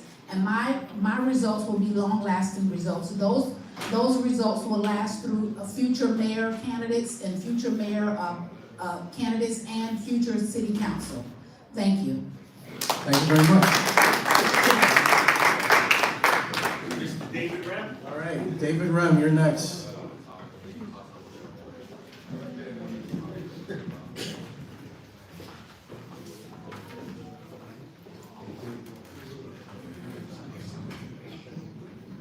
All right, sorry I had to step out. If you could just hold my time a second. I just got off the phone with Phil Grillo. And Phil Grillo says he is in hell. And that if anybody could spare a few dollars so he can have some commissary, so he can reach out to family and friends and make phone calls. Because in jail, you have to pay for those phone calls. So I just said I would relay the message. He said, don't give up. Keep the MAGA movement alive, and I will be back. And I just wanted to share that message from Philip Sean Grillo with everybody in this room. Thank you. My name is David Brown, and I'm running for mayor of New York City. I was the featured speaker at Madison Square Garden for Donald Trump, where I called out Eric Adams as the worst mayor, worse than Bill de Blasio and David Dinkins put together. There's nobody in this room, nobody in New York City. I've rallied for 8 years, countless protests, every single issue under the sun. Transsexuals reading to our kids. Keep the specialized high school. The first speaker spoke about education. I was at an education meeting last night for a vote, PEP Council in Brooklyn, where we got the vote to keep the specialized high school test to be given. I've been at hundreds, if not thousands, of rallies in the last 8 years. Nobody else in this room or anywhere else except Curtis Leela can say that. I will bring back sanity to New York. I will be a staunch supporter of our border and Tom Homan. Eric Adams doesn't want to assist with the mass deportation that's coming. Well, David Rem will step up to the plate. I will keep merit-based education. I will get crime under control in New York City. Crime is worse than in the 80s, in the crack epidemics. This is insane. Illegals are getting money that should be for our veterans, our homeless, our senior citizens, our minorities. I'm the father of a minority daughter from Medellin, Colombia. I married a first-generation immigrant woman. I have family values, conservative values. I'm in contact with the Trump administration about getting the Republican endorsement, and I cannot be bought. I will not be in bed with land developers as Eric Adams is. Eric Adams is in a whirlwind of problems. The next 3 months, he's going to be indicted and thrown in jail. and he's kissing Donald Trump's ass for a pardon. He's smart enough to understand. Ladies and gentlemen, go to DavidRem, DavidRem,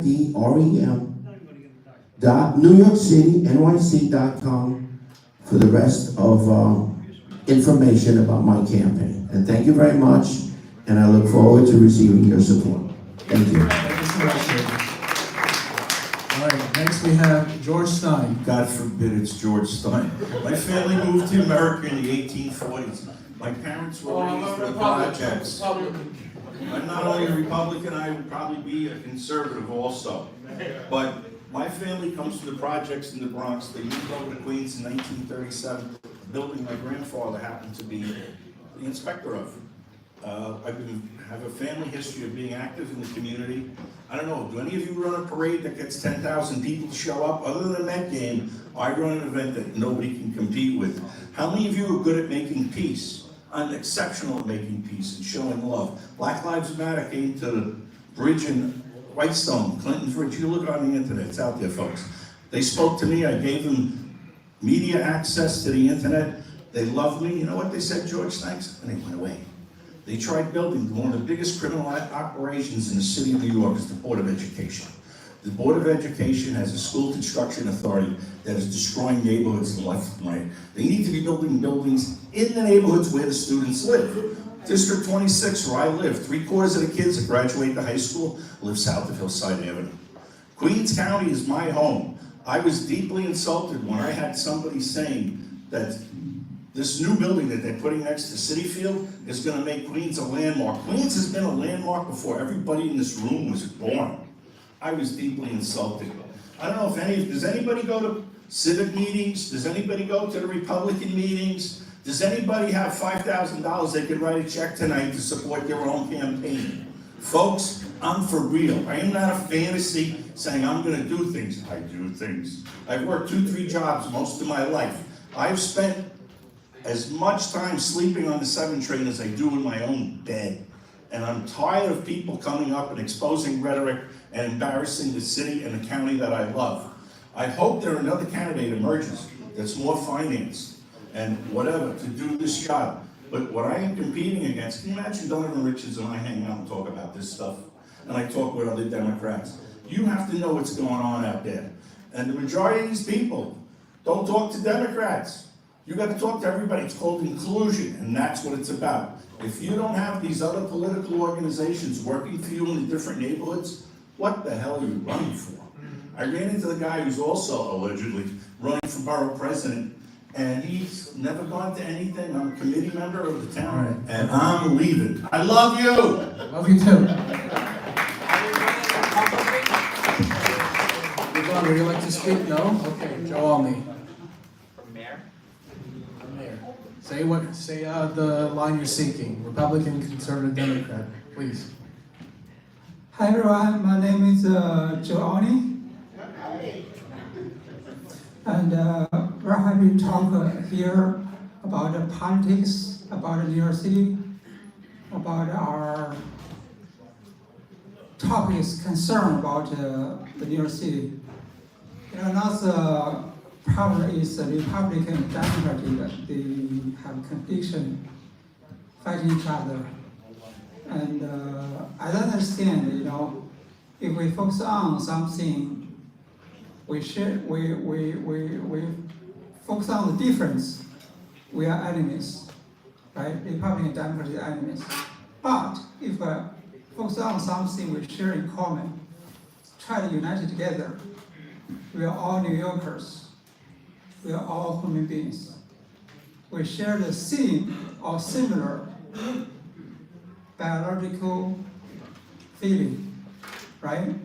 So in this way, we need to focus on something in common. So I have a solution for New York City that we need to change the fundamental regulations like political system, legal system, and the government system. How to change it? It's very simple. Like municipal government, New York City municipal government is too big, demanding too much. We let this power go down to the council district. like the rent, education, even tax or some other issues. Let the council district settled by themselves. This situation will be happen. Republican, if you agree to Republican policy, you move to a Republican district. If you agree with the Democratic policy, you move to Democratic district. 30 seconds left. Oh, sorry. So this way, will be not disturb each other. You have your own leaders, management about your own policies.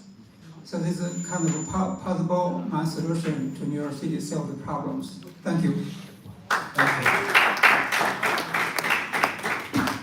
Javon, since you're the last speaker, would you like to talk? Grab some water.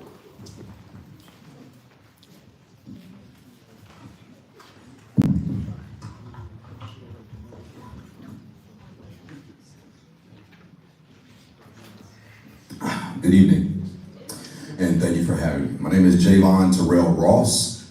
I am an independent, and I'm running for mayor. I just want to take a quick moment to have you think about something, and that is, what is it that you need to make it better for yourself and everyone else in New York? Think about that. What do you need? While you're thinking about it, I'm going to tell you what I believe everyone needs. There's 3 R's. Respect in love, so that we can reform in love, and then we can restore in love, right? So if we respect ourselves first, we learn how to respect ourselves in love. We have to understand what that looks like first, because a lot of us, most of us in here, don't love ourselves. And so when we learn to do that, we'll automatically transition into reforming our own personal ways and say, hey, look, what am I doing that can change, that'll make things better? What is this other person doing? Now we're going to start working together. We're going to say, hey, look, I'm going to respect myself, and then I'm going to respect you, and then we're going to work on whatever these issues are that we have that's keeping us from coming together and working together. And we're going to say, hey, this has changed. I've reformed, you've reformed, the system has reformed, because we're respecting each other, we're respecting the system, and now we're restoring our relationships, we're restoring our communities, we are restoring whatever needs to be restored. So everything that we've all talked about here, every issue that anyone has brought up, it starts with respect. If we learn, and when we learn to respect ourselves and each other in love, we'll realize that we're in love with each other. And when we realize we're in love with each other, we won't have issues with each other. So I'm gonna end it there. I don't want your dollars. I'm not here for your votes. I'm here because I want to support you. Not everybody's gonna support me. Not everybody's gonna vote for me. You might not be old enough, young enough. 30 seconds? All right. My time's up.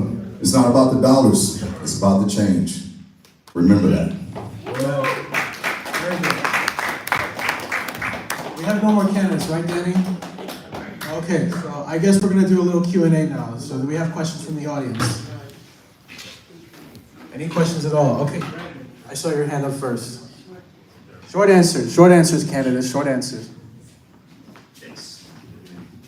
I'll make this very fast. First of all, thank you to everybody who is going around. It's not an easy thing. I was like a candidate prior, so it takes a lot of guts. But one problem that I've seen our previous candidates have had is that they don't really know who their Democrat elected is, but they especially don't know who we are. So what exactly are you going to do to like stand out, solve the problem where they don't want to report on us? We don't really have like the funding for it. They don't have like the manpower. What are you going to do to address those very same 3 things, I guess, to everyone here? All right, we'll start down here. Make it short. I think the To win the election is very important and essential for Republicans. We lost so many times. We can't afford for loss anymore. So, to win the election, we are Republicans. But in Republicans in New York City, just about one third of all voters. A lot of us Democratic. So at the same time, we need to united or lead the Democratic. How, like I said, we need to focus on something we share in common. Put aside about something different. Different things like district construct, like council district itself by themselves. Something we share in common, like safety. Thank you for your time. Oh, sorry. Yes, we want Safety and I want to hear from everybody, so if you can okay, get sure. your mic on, please. Thank you. I have been in every retail operation in Queens County for the last, 30, 40 years. I'm just looking to reignite relationships. I'm looking to energize the Republicans at home each and every club meeting, and the conservatives as well. I have a tradition and an honor that will move forward. I really don't care if I lose. The most important thing is we all need to fight for our city. And just adding rhetoric to the story is a disgrace. Get off your ass and do something. Amen. Brandon, could you just repeat? I'm not clear what your question was. Yeah, I guess it's, how are you going to stand up from some of the other candidates who have previously ran, and what are you going to do to solve the problems, like trying to access funds, media? Stand up for the other candidates, Howard, that run in the past and have either won or lost. I don't understand. Yeah, so like, what are you going to do to solve a lot of those problems that our previous candidates weren't able to beat, such as accessing funding, trying to build up some type of brand? You mean like Curtis Lewa ran against Eric Adams and lost, and how am I going to do better than that? Sure. Okay. Well, I think that I was given national exposure being on Madison Square Garden. Eric Adams knows who I am. I had a visit at my job. So he knows I'm coming for him. He knows I called him out.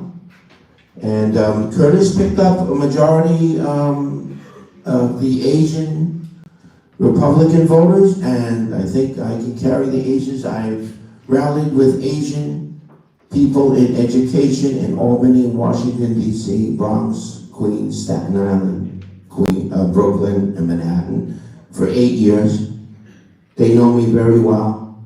They know I'm real. All those rallies, I never wanted to run for office. So they know I'm the real deal. So I think I have a lot of confidence in that, and as I repeated, I'm going to try my very best to get the endorsement from the Trump administration. And also after Madison Square Garden, I was approached by an oil tycoon from Texas who said he loves New York City and that he himself will fund my entire campaign. So you need money in New York, because if you're a Republican, especially with no money, you're going nowhere.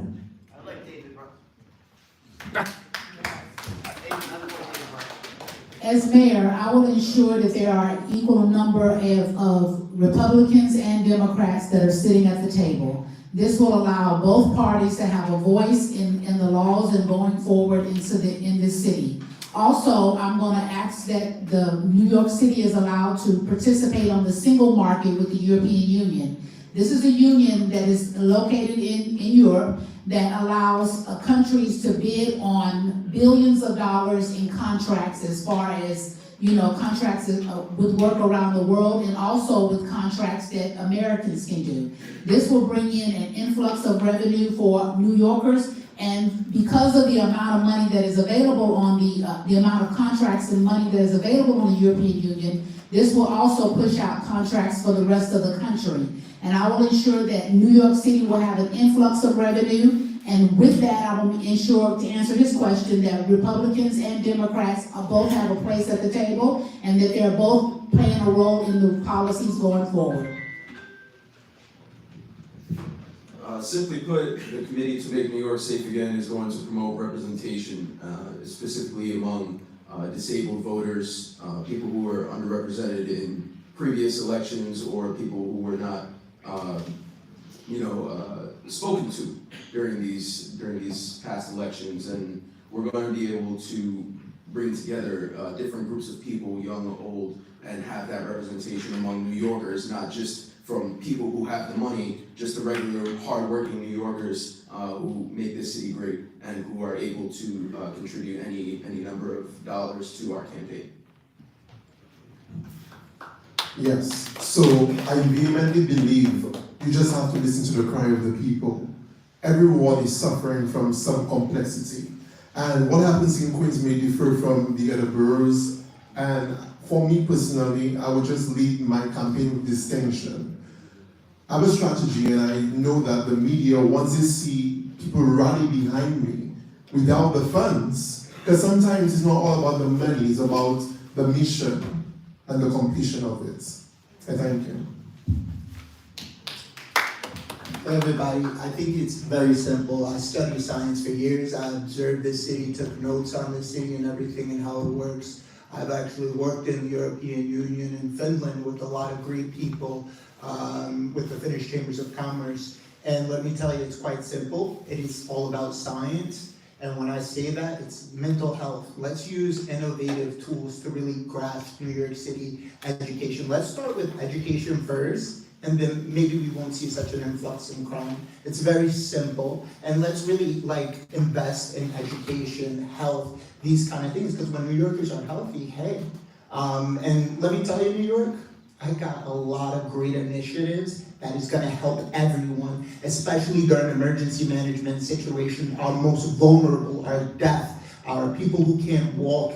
I see a red moon arising, we see the floods, we see everything that's happening. I've moved to Far Rockaway just to monitor the situation. I'm also a minor in ATC weather, and it's looking very scary and dangerous. I know, time's over.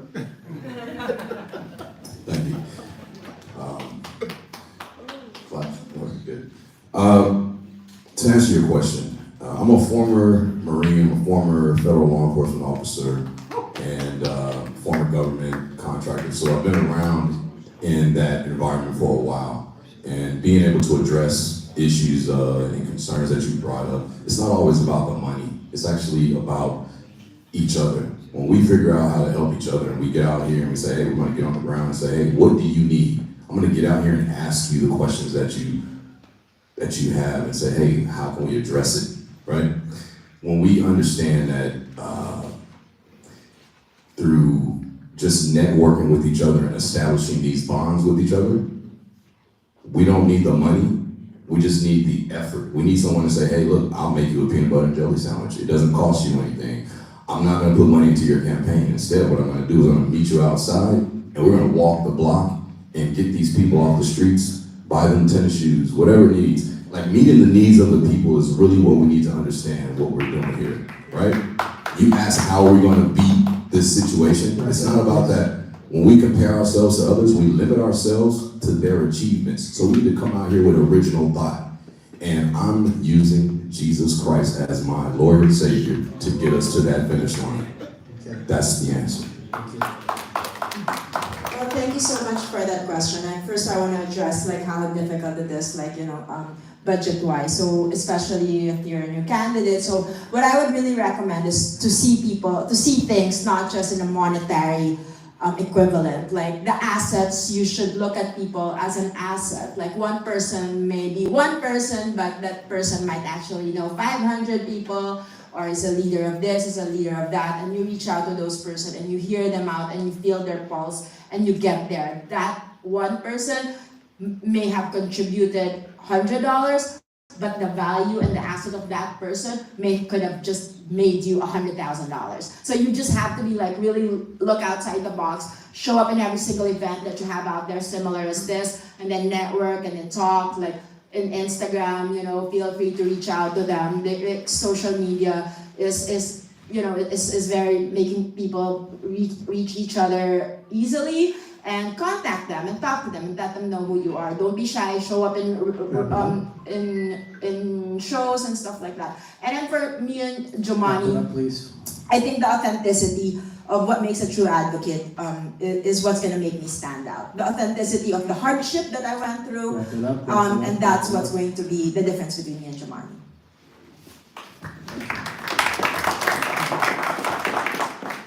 won't. A lot of people have a tendency to waste time on things that's not important instead of wasting time on things that's important. And a lot of people have a tendency to sit and say things instead of doing things. I'll put my energy in actually doing instead of putting my energy in actually saying. All these policies is old and is boring. A fifth grader could lead better. I own businesses. I'm a CEO. I'm licensed by the DMV. I own an auto tax agency. You can tell I have integrity. And this is a business. We all a business. You guys are the stakeholders. You guys are the employers to make the city better. And I will be your leader to help you guys make the city better. I'll make sure the small businesses get funding so to create jobs for everybody else, social economy, and I make sure social inequality to make sure everybody's treated fairly. And make sure that education, the teachers get better contracts, minimum wages get raised, no more corruption in the police department, no more overtime scheme everywhere, and in the hospitals, people want to work for 4 hours and have the tendency to get paid for 8 hours, not on my watch. Under my administration, all that will change, and I will provide transparency. New Yorkers, think about it.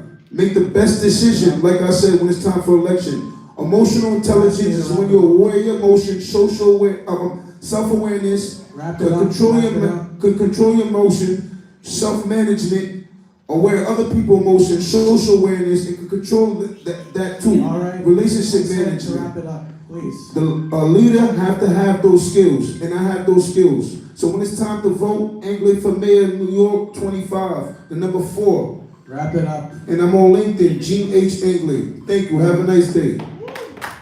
May God bless.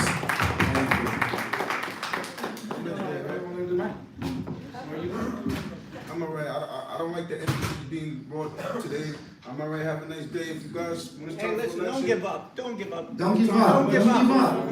Well, I'm not giving up. Hey, I loved what you said. It made so sense. I'll answer your question very quickly. I controlled it the first time, but the second time, I can't. Listen, we're all here together, and we have to divide the time equally among ourselves. So let me talk to. I just wanted to answer your question very quickly. Young candidate running for the first time, and so just to say that. Playing my time. Well, I'll answer very quickly the answer. The problem candidate have in New York is that if they don't have the money, the people don't pay attention. The press doesn't pay attention, nobody pays attention, because the only metric they use is the number that comes out of the finance board. So a while ago, thanks to Daniel, and over there I see DJ Alf, my Rep My Blog ambassador, which is a tool that we have worked with the press now to find another metric. And another metric that doesn't cost any money is how many volunteers carrying your petition block by block running for county committee. So if you're a candidate and you have a petition and you're using Rep My Block, we tell in the press, ED number X, AD number X, this candidate has 300 volunteers running across 300 ED. Pay attention. Each one pay $20, each of the volunteers pay $20 to print the petition, but the press is saying, shit, he has 300 volunteers. That's worth all the money in the world. But anyway, we'll continue later. Amen, brother. Thank you. Dr. DJ. If I understood the question very well, it takes 3 things for a nation to be corrupt. You corrupt the court, corrupt the police, and leave people uneducated. I'm going to focus on education, law enforcement, make sure the police are well paid and teachers are well paid. After we clean the city and we make sure every New Yorker sleeps at home. No housing issues. And also, reform of justice system. Make sure every court, civil, housing, federal, supreme in New York City has half, 50% Republican judges, 50% Democrat judges. Right now, if you are a Republican having an issue, you are gone. All judges are Democrats. So we are all Americans. There are lots of decisions taken are unconstitutional. So we can't just go, we have to be Republicans to go there, we have to be Democrats to go there. Everything has to be constitutional. And it's about honor, it's not about a dollar. I'm not running for fame, I'm not running for fortune. I've traveled the world, I lived in 5 continents. I'm running for faith, family, and freedom. And my name is Fátimazöhra Nouinou.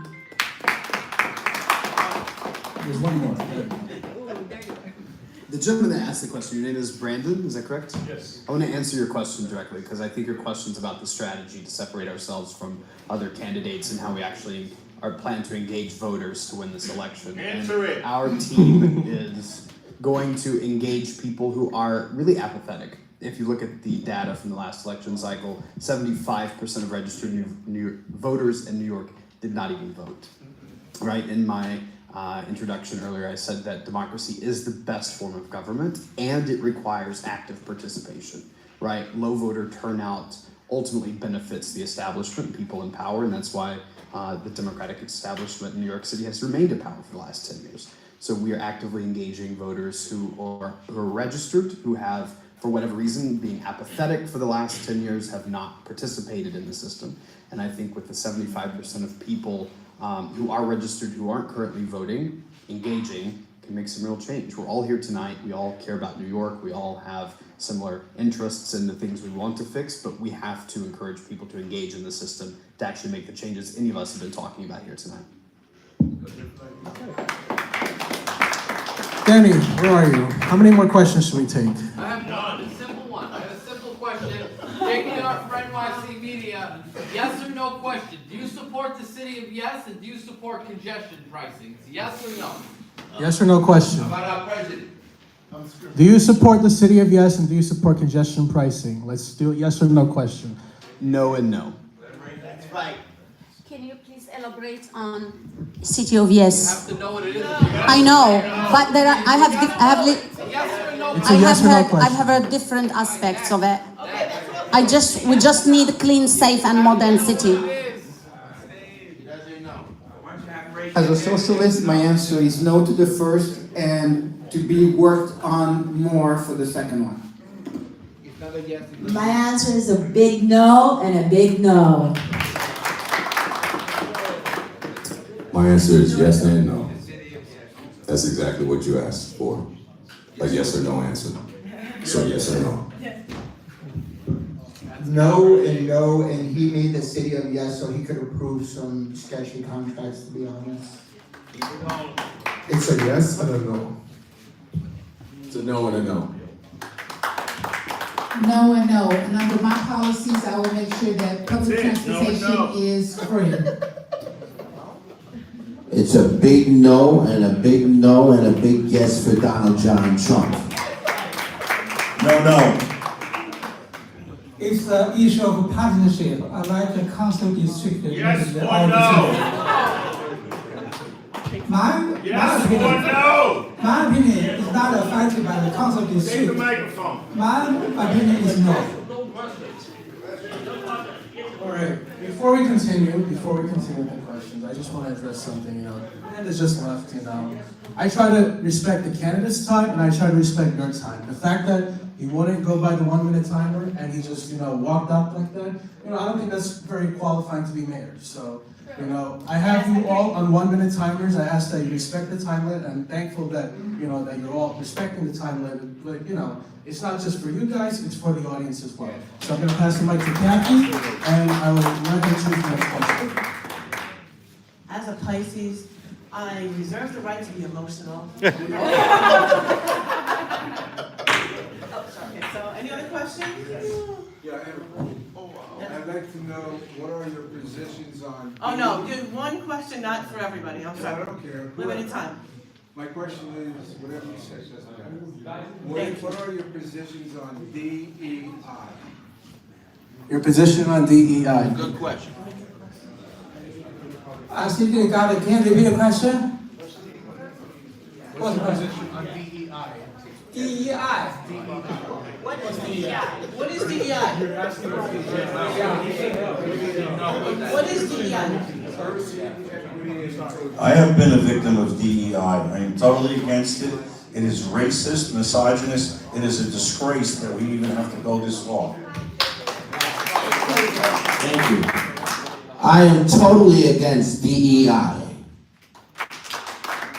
DEI means diversity, equity, and inclusion, and no, I am not for DEI. On behalf of the committee, we're against DEI. No comments. I'm for education, no DEI. DEI, double-edged sword, so in the hands of the wrong person, it's an absolute no.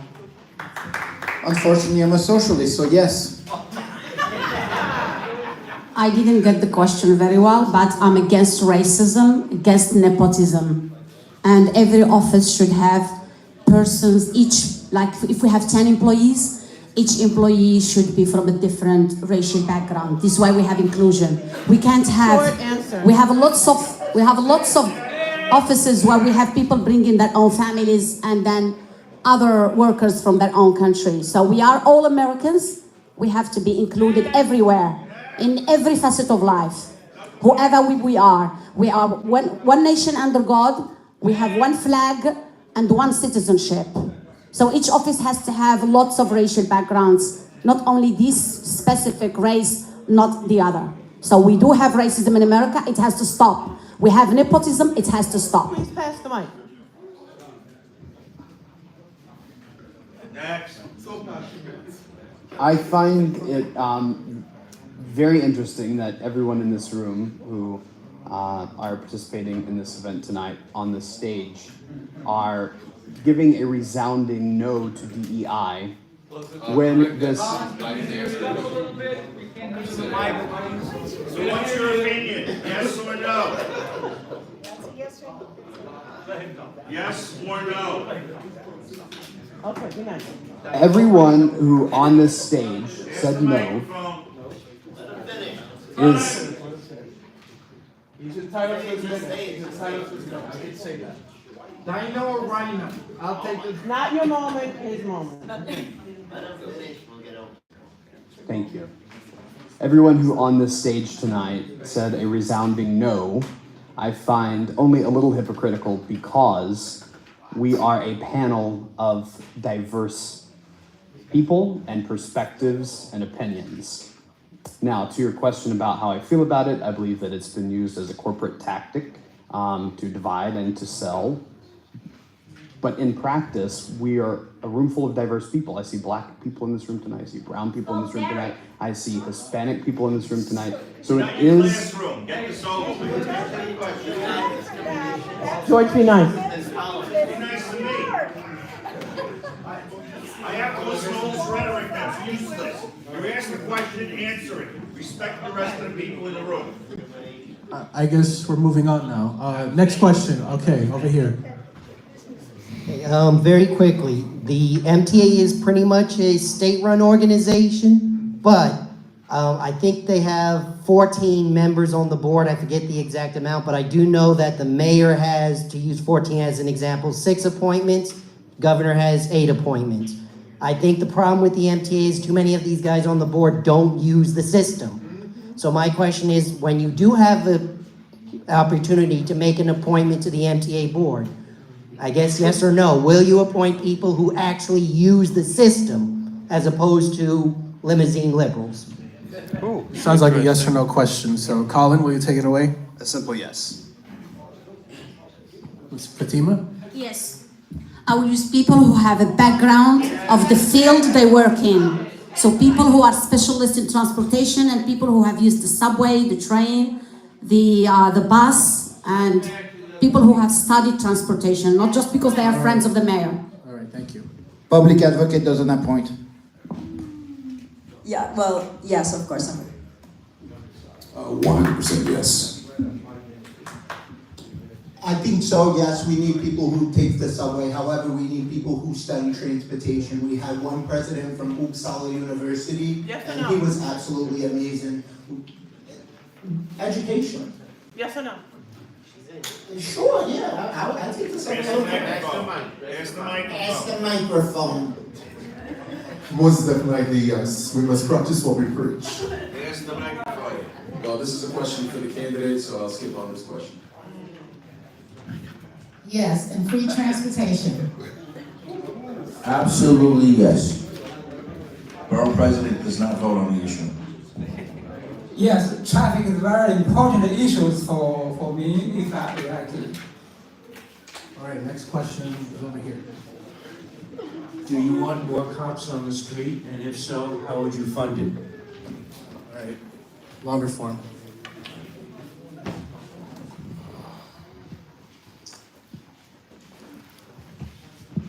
I am less concerned about more cops on the street and the cops who are currently employed by NYPD doing their job.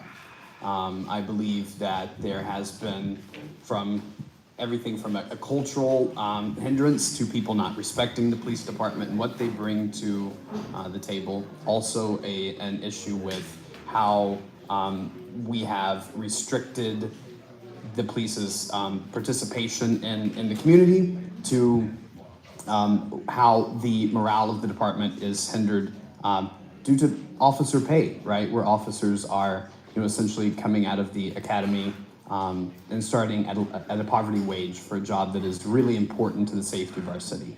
And to your question about how do we pay for it, I believe that it's often a question of where does the money come from, but I feel like rarely is the question asked, where are we spending our money? How are we prioritizing the money we already have? Our city has a $100 billion budget, right? And so it's a reprioritization of how those funds are used to ensure that we are putting money in places where it's most impactful. Yes, not only putting more police in the streets, more trained police in the streets. Many police take on tasks they have no idea what they're about. They have to be trained on domestic violence, they have to be trained on crimes, they have to be trained on racial issues. So, and about the fund, we do have a fund. New York budget is bigger than the budget of the entire Australia. So the money is stolen by someone. There is the budget there, it has to be allocated to where it should be. We should focus on law enforcement, education, housing. Those are the basic issues to live a decent, humanized life. We are human beings. And when it comes, as I said, the budget is there. We just have to clean the house that runs the budget. And I'm gonna open an oversight committee or an agency, because by background, I am a quality assurance specialist, I'm human factors expert and risk manager. So we have to be monitoring every single budget that is allocated to each institution in the city. Thank you. Well, as a socialist, the first right of a human being is security. And we need to have that security. And we need to figure out how it happened. So if we need more cops in certain area to have that security, then more cops. If there are too many cops doing too many bad things in another area, we need to remove them because they scare the population into scareness. So we need to better manage our police department, and as public advocate, I will make sure the mayor of New York does a good job managing the NYPD and stop using policy to go after our privacy, like using drone, using everything to spy on us. So we need to figure out how to better police the police. So on the first, my name is Aquino, public advocate. So on the first question, will there be more cops on the street? So it depends where. So on areas that there's going to be more crimes and depending on the time. So if it's more cops is required in a certain time, maybe going home, like 5 to 7, then we will put more cops there. So where will the money come from? I believe this will cause some kind of like a cause and effect. If you put more cops there, the criminals will probably do less crimes. So we will be putting less criminals in at Rikers, which is about $5,000 a month. So it will probably, hoping to tip the balance. But yeah, so yes to more cops on certain places, certain time, and the budget, hopefully this will cause some more discipline and more thinking twice of whether they're gonna do crime, because then they'll get caught and just save money by not putting criminals in Rikers. How much time do we have? 60 seconds? Short and sweet, please. All right. Real quick, to answer your question. I'm not going to necessarily say that I would put more money into anything right now without reassessing and getting in and figuring things out. So we need to repurpose. If we're gonna first figure out, hey, putting more cops on the street doesn't require more money. It requires reassessing what we're doing and saying, hey, can we repurpose this, reassign cops to these particular areas without necessarily digging into the pockets and saying we require more money. So it doesn't necessarily require more money to put more cops on the streets. We need to take them out of the offices and not doing things that they shouldn't be doing. Let me just put it like that. Short and sweet. I come from a family of law enforcement, and let me tell you, I think we need to really look at the procedures, and if they need to be changed, then we must change them, but we need to educate people to be heroes again, because they took the teeth right out of NYPD's mouth. And let me just tell you this happened to me. When I was young, I hopped the turnstile. They took me down to the precinct. If we start taking people down to the precinct, they're gonna be like, I'm not gonna get involved in much harsher crimes. That scared the mess out of me, and we really need to put the teeth back on NYPD. There are heinous, nasty crimes. My stepmom's told me about nasty, heinous crimes, and it also has something to do with drug use and mental stuff. But let me tell you, we need to nip it in the bud at the door.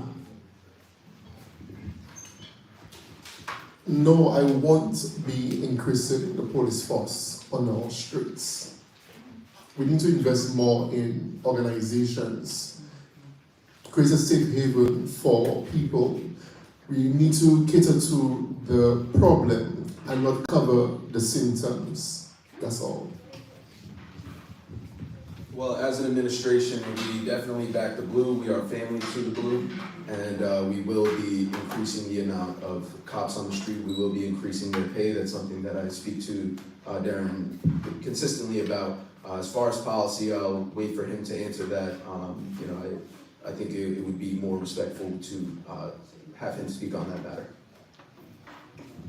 Yes, I will increase police presence on the streets, and I will increase the budget. However, I will ensure that each police officer can undergo and pass a federal background check, and I will ensure that every police officer will require personal liability insurance, and I support the Second Amendment, permitless carry. I have a case that is on the Supreme Court docket, Tabitha Ward versus the NYPD Firearm License Division. And if this case goes forward and if it is passed, we will have permitless carry in all 50 states, including the cities and towns.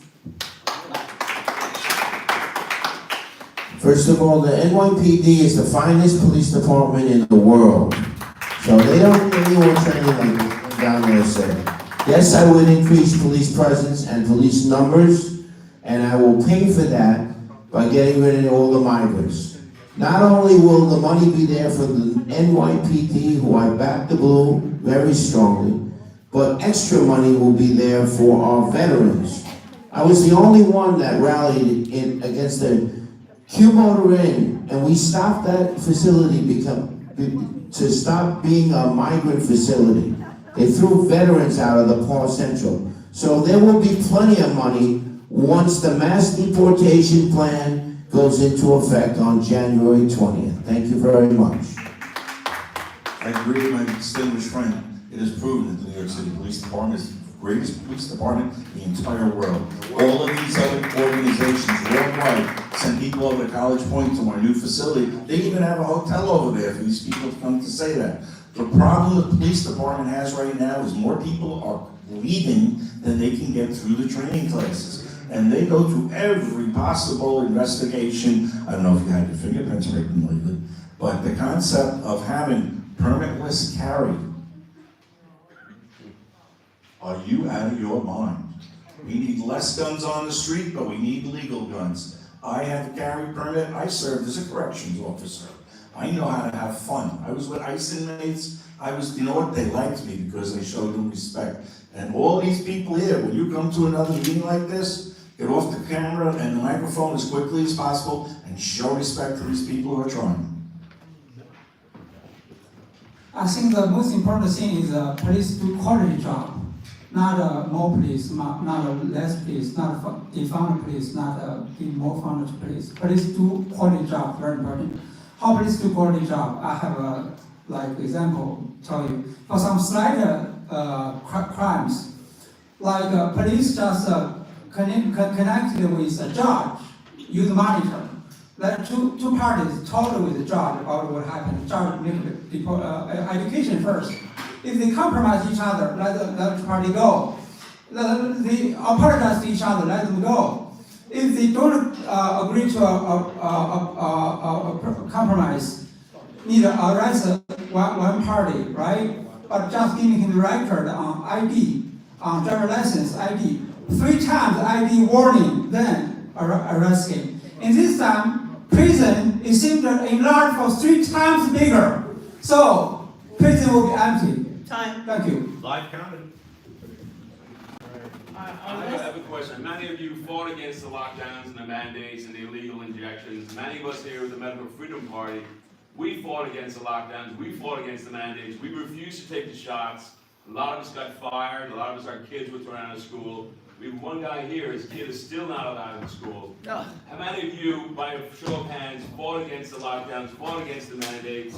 And how many of you, raise your hand, went along with the shots, who believe in the shots, and will take the next one, with the next pandemic, that is, you're going to be leading the charge?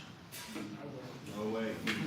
I'm the only one here that in 2019 with Robert F. Kennedy was in Albany against the religious exemption for children. 26,000 New York City kids were thrown out of school. Many very good friends of mine had to go to different states. I will grant the religious exemption as mayor of New York. I will give 5 workers, sanitation, police, fire, teachers, corrections, hospital workers. I will give them back their job with back pay. I don't care how many years. Thank you. Our last question of the evening. Well, mine is very much connected. This is a yes or no question. Actually, I think I'm going to make it a 2-part, a yes or no on both.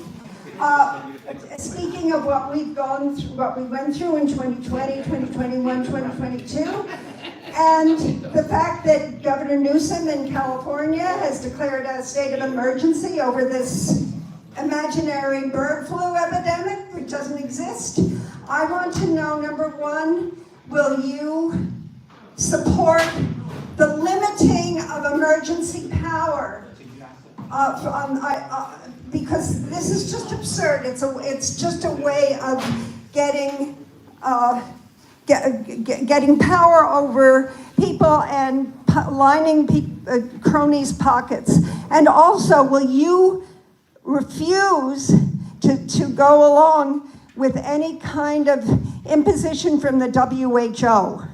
That's 4 questions.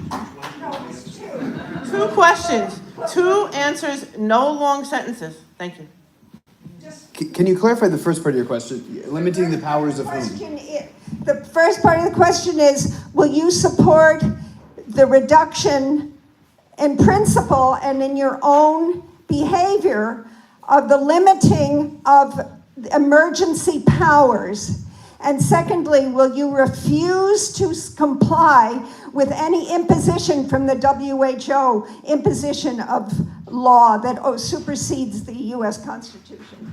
Collin, before you answer that question, every one of you has sort of got a 50-50 ticket, so please announce the name when you answer the question so they could go to the table to pick anything that's on the table. So, Collin, go ahead, continue. Sorry. That is for David, R-E-M. There's a winner.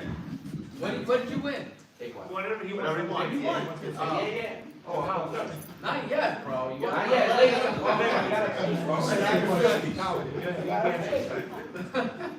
Show me the money, says that guy.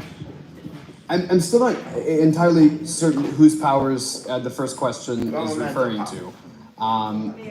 The second question is, no, I would not refuse to work with the World Health Organization. The first question is about emergency powers that the mayor took liberties To on. impose things like requiring the shots for... Right. Basically, what you're asking is you want to reduce emergency powers, correct? Yes. Will you reduce emergency powers as the mayor is kind of the question asking. Yes. Would you support the reduction and limitation of emergency powers? May I answer that? You're on your turn, go. I believe the questions are all interrelated, they're all related. In terms of WHO, I wouldn't accept anything that comes from WHO. I'm a former UN employee, and the head of the WHO is a criminal who killed his own people in Ethiopia. This is one. I haven't been vaccinated, neither myself nor my husband. I'm not gonna support WHO. And about emergency, ma'am, lady, I don't want to restrict anyone's freedom. I am. Just to finish the question, I don't want to deprive anyone from his or her limitation. I will enforce religious exemption for vaccination. I will enforce it. Everyone, it's our body. We have a freedom to decide what to put in our body. Thank you. Thank you so much. Government is complicated, so it is not a simple yes or no, so I'll keep it empty. Empty and empty, no answer, no answer. For the first question, status quo, so I think that's will I... Reduce emergency powers. No. And second question, will I work with WHO? No. My position is that we need to empower the people to have as much free choice as possible. So whatever that takes, I will do. This is America. Nobody should be required to take anything in a WHO and NYC. Everywhere is different. Depends on the severity of the situation. I won't answer the first question on behalf of the candidate, but as for the second question, we are against Dr. Fauci, we're against the whole vaccine mandate, so I'm not answering that. I've never been vaccinated, but I will to say that I do support emergency powers for the mayor, but I don't think it should have been used for vaccination, requiring vaccination, and I do not support the WHO. We have a constitution in this country and we go by ours. I just want to say that my daughter is unvaccinated since birth.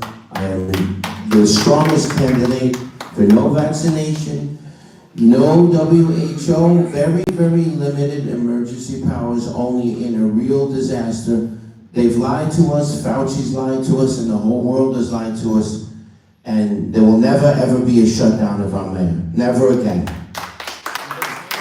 Emergency powers that have to be ratified by a legislative body inside of 24 hours. And the WHO should be brought up on federal charges of lives they destroyed. I support medical freedom, but I have another consideration about if the vaccine is forced by like COVID-19. The order is okay, but if people think that he don't got the vaccine, just pay $5 to $10. That's he got afraid. Thank you. Who won? Jonathan. Jonathan, okay. That's me. Horowitz. William Horowitz. He's going towards the... Martha, I think it's Rowan. Martha Rowan. Eric, A-R-E-K. William Horowitz. Mr. William, you winning everything tonight. Stein.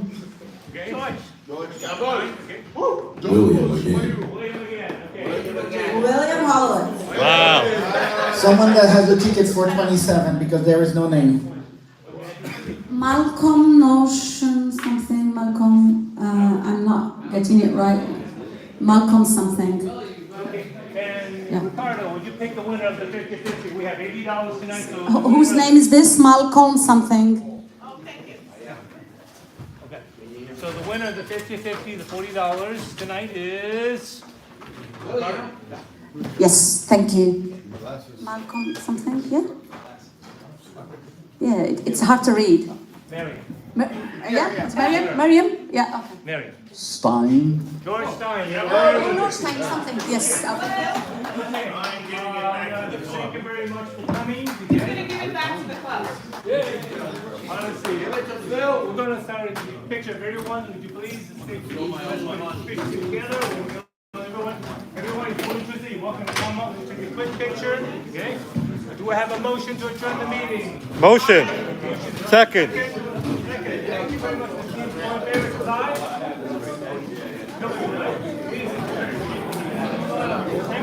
Okay, so that was today's Central Queens Republican meeting. It was chock full of interesting things going on.